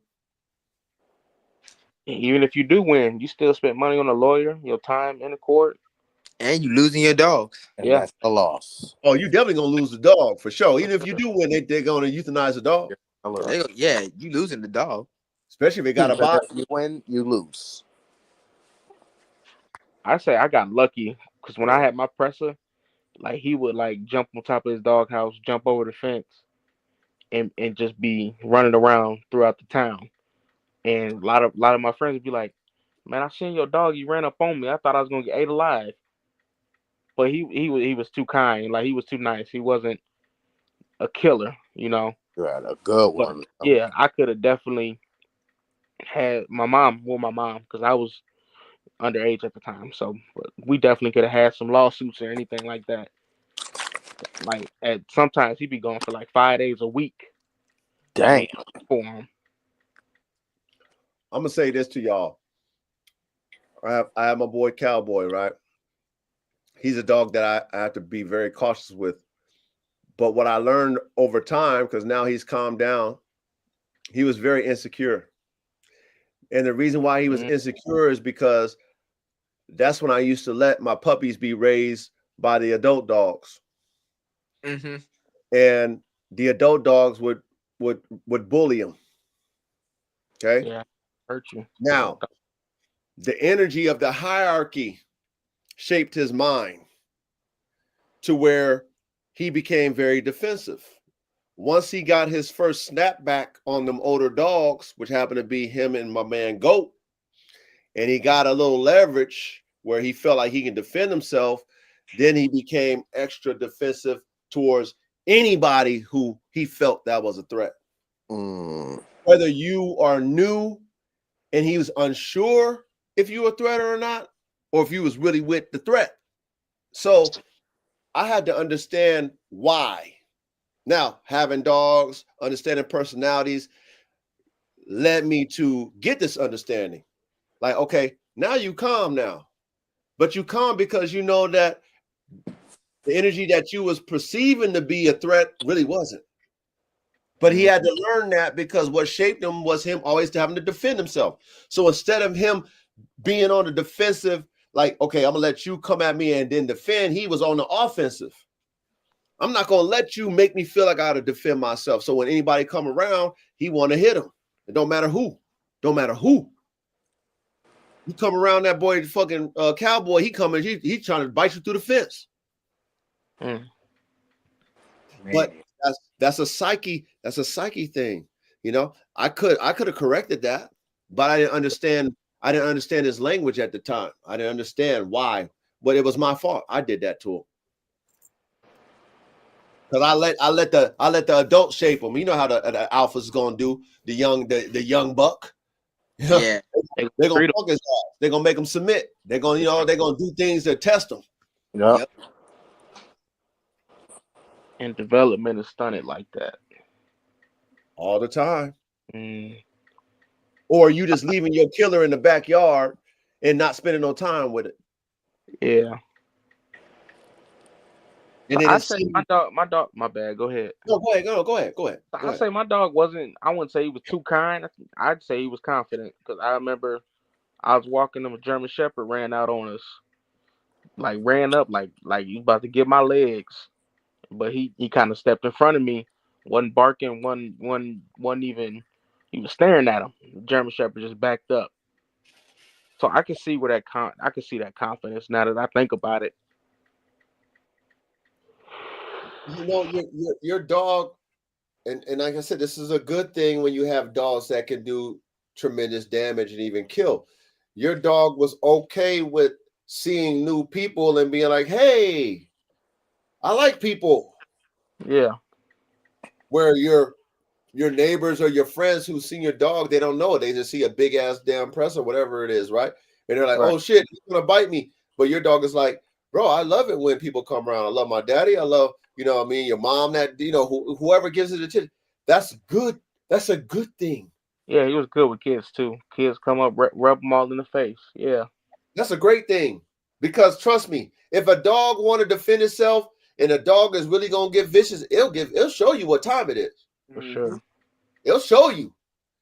Where you'll be talking like those people like, oh, I've never seen my dog. I can't believe he did that. It was in the dog all along. Right. Of course you didn't know see them it. presses was bred to hunt and kill and catch dogs that come on the property. Yeah. So he was going to do what he had to do to protect you. Trust. And they got to be poised as well. There's a lot of chaos when that boar is coming at you, or you got to listen to commands. So they have to be a poised dog as well. Yeah. Man, all that rah with a dog, and you know, it looks good on social media, man. You know, it looks good if you're doing sport work, you know, because you know that's what you want to portray, right?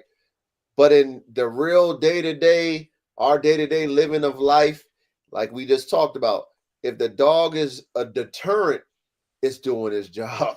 If the dog just barks and the perp leaves, runs, good job. That's the main goal. Good girl, right? That's all that's all they want. All they trying to do anyway. They trying to please you. Yeah, it's the main goal. That's the goal. To them that I want you to do this. That's good. Do that. Then they'll understand that. But if you have a hunting dog that is going after the combat of the hunt, and there's a mission behind it, and then of course when you're hunting hogs and things of that nature, we're not going to get sued for maiming a hog, are we? Right.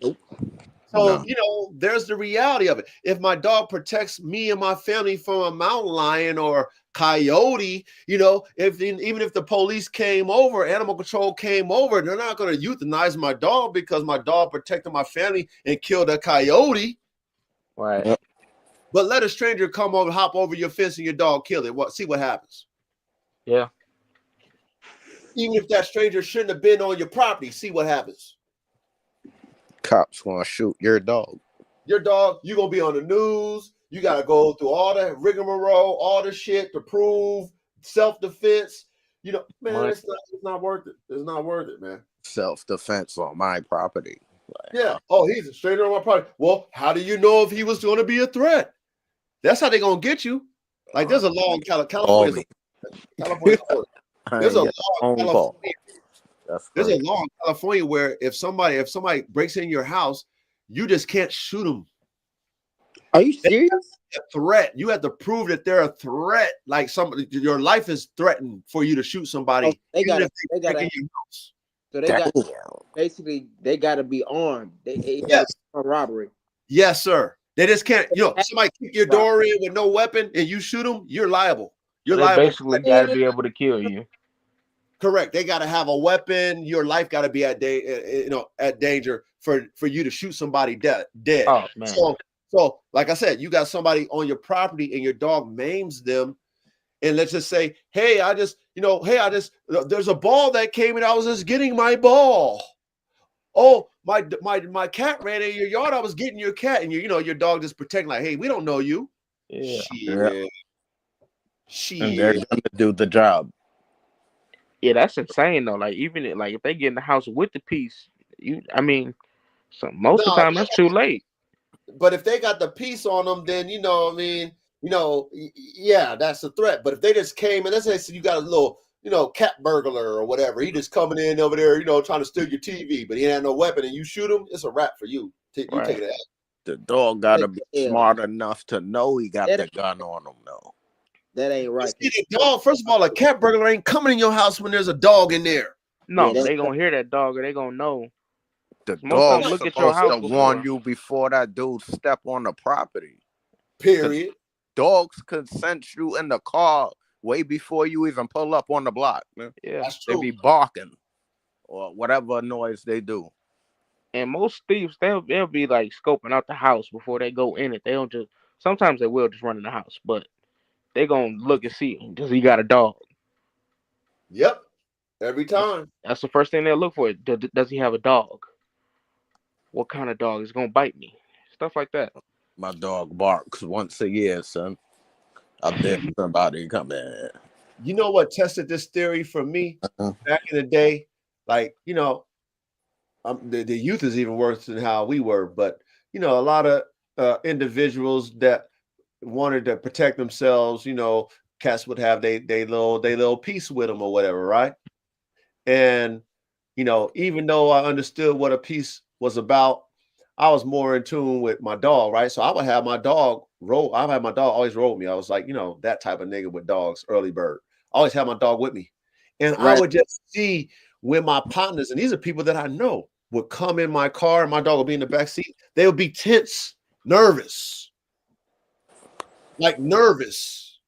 And these are some, some top tier Negroes, nervous. You can see it. Oh shit, coach, is he gonna bite? No, nigga, you done seen this dog about 10 times. He ain't gonna bite you. But they, that's what a dog do. Yeah. So when I understood just the psyche of people when it came to a dog that looks like it can hurt you, that's all you need. A deterrent. That's it. That's it. You ain't gonna rob when they see that dog. They're not gonna do that. They're not gonna do no boy shit when they see that dog, because guess what? They gotta shoot the dog first. Yeah. And then you come you able to get out of there by the time you see that happen. Yeah. And a lot of times these cats can't shoot anyway. No. So they're gonna shoot, miss the dog gonna get them, and it's a wrap. They're gonna be running. As soon as they hit the first couple shots, the dog's still running out, they running. They ain't gonna stand and hold their position and shoot, aim. Niggas gonna be running. Some of these dogs can take a couple shots. So. Man, like I said, you have to shoot dogs and shoot, and have steady aim. Cats gonna be running and shooting. Yeah. Nah, they don't got that aim. You know what I mean? But my point is, the dog is such a great deterrent that as long as you teach it, especially a killing type dog, to understand that it's okay to be social. It's okay to not growl at strangers. Right. You should know as a dog what is a threat and what is not, based off of an energy. A dog, like you said, Young Reddy, you said it best. Like when we come home, the dog knows, oh, mommy, daddy is home. They know the energy that's in the car before it get into the driveway. Yep. Now, if me and you are home and there's something in the driveway, the dog knows, okay, mommy, daddy home, there's somebody in the driveway. Dog knows it already. Sometimes the dog's gonna be gotta say nothing. You just see it and looks. Exactly. Like my aunt, she bought I don't know why, she bought a 1-year-old Rottweiler, and every time, like I've seen a dog before, I've seen it. Every time I come in, the dog is out right there in the door. I shut the door. get the dog. So it's like you said about your friend, like friends, people you know, they coming in. You see the dog, you still tense. That dog is gonna turn people away 9 times out of 10. 9.5 times out of 10 Yeah, turn people away. Real talk. I mean, I've been seen it so many times, where I've had to tell my partners like, chill. And I had a dog too, man. That same particular dog, like he would humiliate my friends who acted weirdo, like acted tense and stuff. He would humiliate them, and he would just piss on the floor. Now he can't piss in the house. That's a rule. He know better. But yeah, if let's say my friend came over and he acting all scary's berry, he would go and piss over there right next to him. Right now, it won't be no leg up piss, but it'll be like because he know he gonna get in trouble, so he would just do the squat piss. But he doing it because he's letting him know, like, you act like a bitch, dude. Why you acting like that? Mm-hmm. You know what I mean? Like, why you acting scary? yeah. They can sense that. They can sense it. So he pissed on you to let you know, like, you a bitch. You know what I'm saying? I can't bite you, but I'm about to overpower you with my fucking pheromones and piss right there next to you to know that you know what, you were the weak one. Now, of course, my dog got his ass beat and put in his crate, but I understood what he was doing, and I was telling my boy, like, you see, you made my dog get in trouble. Yeah. Because you acted scary when I told you don't act like that. Like he ain't gonna bite you. But you acting all tense, so of course he gonna let you know like you a bitch. Hey, that's what we got to be showing these. That's exactly what we have to be showing these people, because we get a bad rap for these dogs. We get a bad rap for these dogs, like real shit. Yeah, I mean I agree, man. But I mean, I can only teach you because I know my dogs. I'm not gonna put myself in a situation where I gotta save you, save a child, save your dog, your cat from my dog. I'm not gonna put you in it because I know my dogs. I know better. I already know better. So I'm not gonna let that happen on my watch with my dogs. Now, for the other people and stuff like that, all they can do, Corey, is hopefully listen to what we talk about and then pay attention in class when we talk and then apply that shit when they see it with their dogs. Other than that, man, I ain't worried about what you got going on with your dog. My dogs ain't your dogs. Not you, but I'm saying the people who, like you said, we gotta teach them. No. You gotta you have to want to be taught. Taught, yeah. Correct. And just listen. Because being you, all of us can talk this shit every day, all day on repeat. But if the person ain't paying attention and then they're not paying attention to their dog, or they just all about that rah-rah and they want to keep the dog on that rah-rah shit, and then when that dog rah-rah bites somebody, the wrong person, and you getting sued or whatever happens, or it hurts your loved one, your kid, then who's to blame? It's you. It's your stupid ass. Yep. Exactly. Not the dog. Yeah, the dog gonna take the punishment, but it's your fault. It's your fault. Yeah.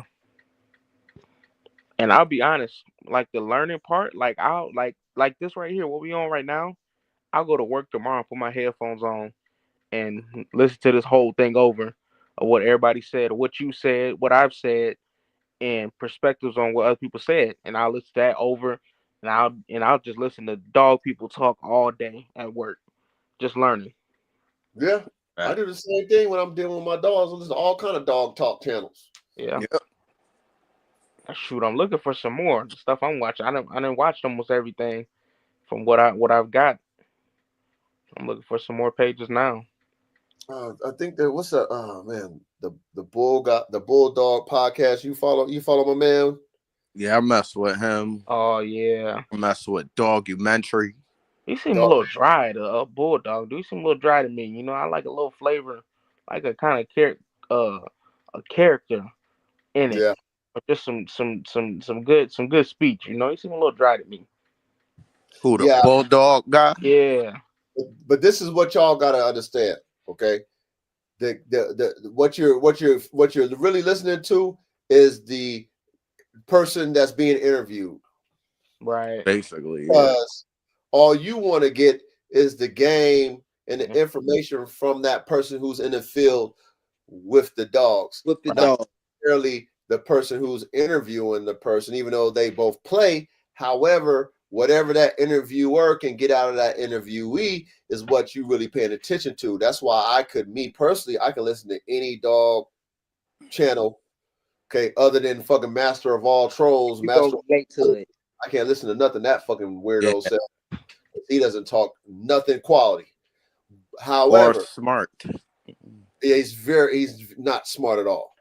However, you know, I even gave him a chance for me to listen. Okay, you talk about all this, let me listen. But everything I've heard has been, you know, like, bro, like, you're not teaching nothing. You don't know what you don't have no clue what you're talking about. So, but other than individuals like him, if they have something to give you that you can learn from, whether good or bad, then that's good enough for us as dogmen. You know what I mean? Because that's all we really listening for. You know, because if you want to be entertained, then you're gonna go where the drama is. Yeah. If you want entertainment, That's right? a lot. And there's a lot of drama in the dog game. Facts. But No like papas. in the classroom with it, y'all. You feel me? So what we talking about, like you said, you can listen right now, listen 2 days from now, we'll listen a month from now, and you're gonna pick up something. You know what I mean? Because this is the things that we can apply. Or if you haven't applied it, you've experienced it before. So now we on here saying touche, we saying amen. You know what I mean? Preach. I done experienced that too. You too? Me too. Facts. And that's what we bring to the table at the end of the day over here. But guess what, guys? It's already 3 hours in, so we're gonna have to close out. So the chat was cooking too, though. Oh, I know the chat was cooking, man. Yeah, the chat cooking. You know, the chat was cooking, man. You know, and like I said to all y'all, I appreciate you guys. I love y'all. You know, I'm proud of you guys. You guys are very smart. You guys got great dogman brains, you know, when it comes to, you know, just your vision and all that type of stuff. And you guys inspire me because at the end of the day, you know, I ain't the only one who really think the way I think and really, you know, do the mathematics and really try to make what I'm doing make sense before I actually do it. You know what I'm saying? To hear you guys break down the different breed types.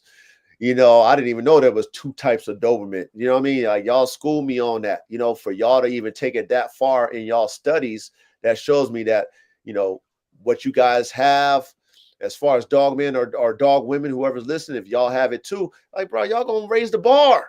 Y'all gonna raise the bar. Check this out. It's 2 types of Dobermans. I mean, yeah, Doberman and the Doberman Pinscher, but then it's 8 types of Doberman Pinscher. Types of Doberman Pinschers? Different German Shepherds too, ain't it? Like the West. Yup. The West German Shepherd. It's different. I saw a Panda German Shepherd. I seen a Panda Mastiff. Man, see, it's just we're gonna be on here another 3 hours. You know what? As a matter of fact, save that for next week. Let's make that next Thursday's topic, man. Let's go ahead and start breaking down these different variations of dogs. Facts. And you know, let's educate, you know, the classroom on these different variances, because y'all put me up on game, but I'm sure that, you know, everybody else would love to hear these different variances just like I was. Let's make that a point. So you know, also for you guys, you know, you Ja and you Young Radio, whoever, you know, Duro, whoever, Corey, if y'all got any different variances that y'all want to bring to let's talk about them Thursday. Let's talk about all the different variances, because I'm y'all put me up on game tonight. Yeah, for real. Yeah, I'm definitely about to go ahead, write me down. Go ahead, write that down for next week. For sure. Yeah. Hey, T, man, come on, man. You know what I mean? You qualify. Right. So when we drop that link, you can get up here on the panel too. You feel me? It's all good. You qualify. Corey need that thing, man. Huh? That blue thing we got. Who the? Oh, Corey. Yeah. I'll get you that blue check, Corey. Oh, yes, sir. Or the blue tool, whatever they call that shit. Word. Yeah. You know what I mean? We'll give you that, man. But let me go through the chat before I close out on the panel and give everybody their salutes before we close out. And then I'll salute everybody on the panel, and we'll close out, man. We'll close out the doors. So let me make sure I get everybody here, man. Chris Del Cambray, man. Big salute to your family. Thank you for showing up. Excuse me, and participating in the chat. Chirac Bandogs, Yukon Mastiffs. Big salute to your family. Thank you for showing up and participating in the chat. Vanessa, aka Cooper. Okay. Thank you for coming on board and clarifying that is your mama's account. You know what I'm saying? So big salute to you for coming through, man, and paying attention in class. Big show enough. You already know we got love and respect for you. And I always tell you, man, anytime you want to come on the panel, man, come on down, brothers. It's all love. Dog Man Dom, big salute to your family. Inquisitive Dejin or the Inquisitive Jin, man. Much love and respect. Thank you for showing up. CDC Catch Dog Concepts. We already know that is Big Jada Don. Abla Bang Bang. You already know what time it is, man. Them dogs that you got are amazing. You know what I'm saying? He's got actually an AR-15 Bandog and a Formula One Bandog. So big salute to him and what he got going on. Let's see. Make sure I get it. Wide Weight Kennels, man. Big salute. Duro, did you say, or Young Ray, did you say Wide Weight was in the live on Wednesday, or you don't know? Yeah, I don't know. Okay. But if you were Wide Weight on the live Wednesday, I appreciate you showing up and supporting your brother. But if not, it's all love. Go check me out on NWA Connie Corso. We did a live and we had a nice little interview, man. So, but big salute to you, Wide Weight Kennels. Let's see. Make sure RKBB, you already know what time it is, man. The boy stay cooking, man. That boy stay cooking like KFC, man. So big salute to you, RKBB. But don't want to miss nobody. Big T, big salute to you, family. You already know what time it is. Next time, get on that chat. Get out of the chat and get on the panel. Pharaoh Beats, man. Big salute to you, family. Big salute to you, man. Welcome. And I think we go. Oh man, Big Bill, man. Blue Line Terriers. Thank you for showing up, family. Yep, that's everybody, man. And big salute to the chat, man. Corey, much love and respect. Young Ready Red, much love and respect. Big Duro Ricio, much love and respect. And Big Jada Don. You already know what time it is. Much love and Salute. respect. Yes, sir. Salute, chat. Salute everybody. Make sure y'all stay safe and stuff like that, man. But you already know, Young Ready, man. Whatever you want to drop, man, drop it in my DM. You got all these movies and all these good things. You already know I'll be paying attention. So, man, drop them down, and keep that chat going, man. The group chat going, man. That's all love. I got you. But y'all be safe out there, man. I love y'all, and we'll tune in. For sure, love. Facts. Yes, sir. Love. All right, we out of here, man. But deep, that's all, folks. All right, man. Good talk tonight. Yep, great talk. Salute.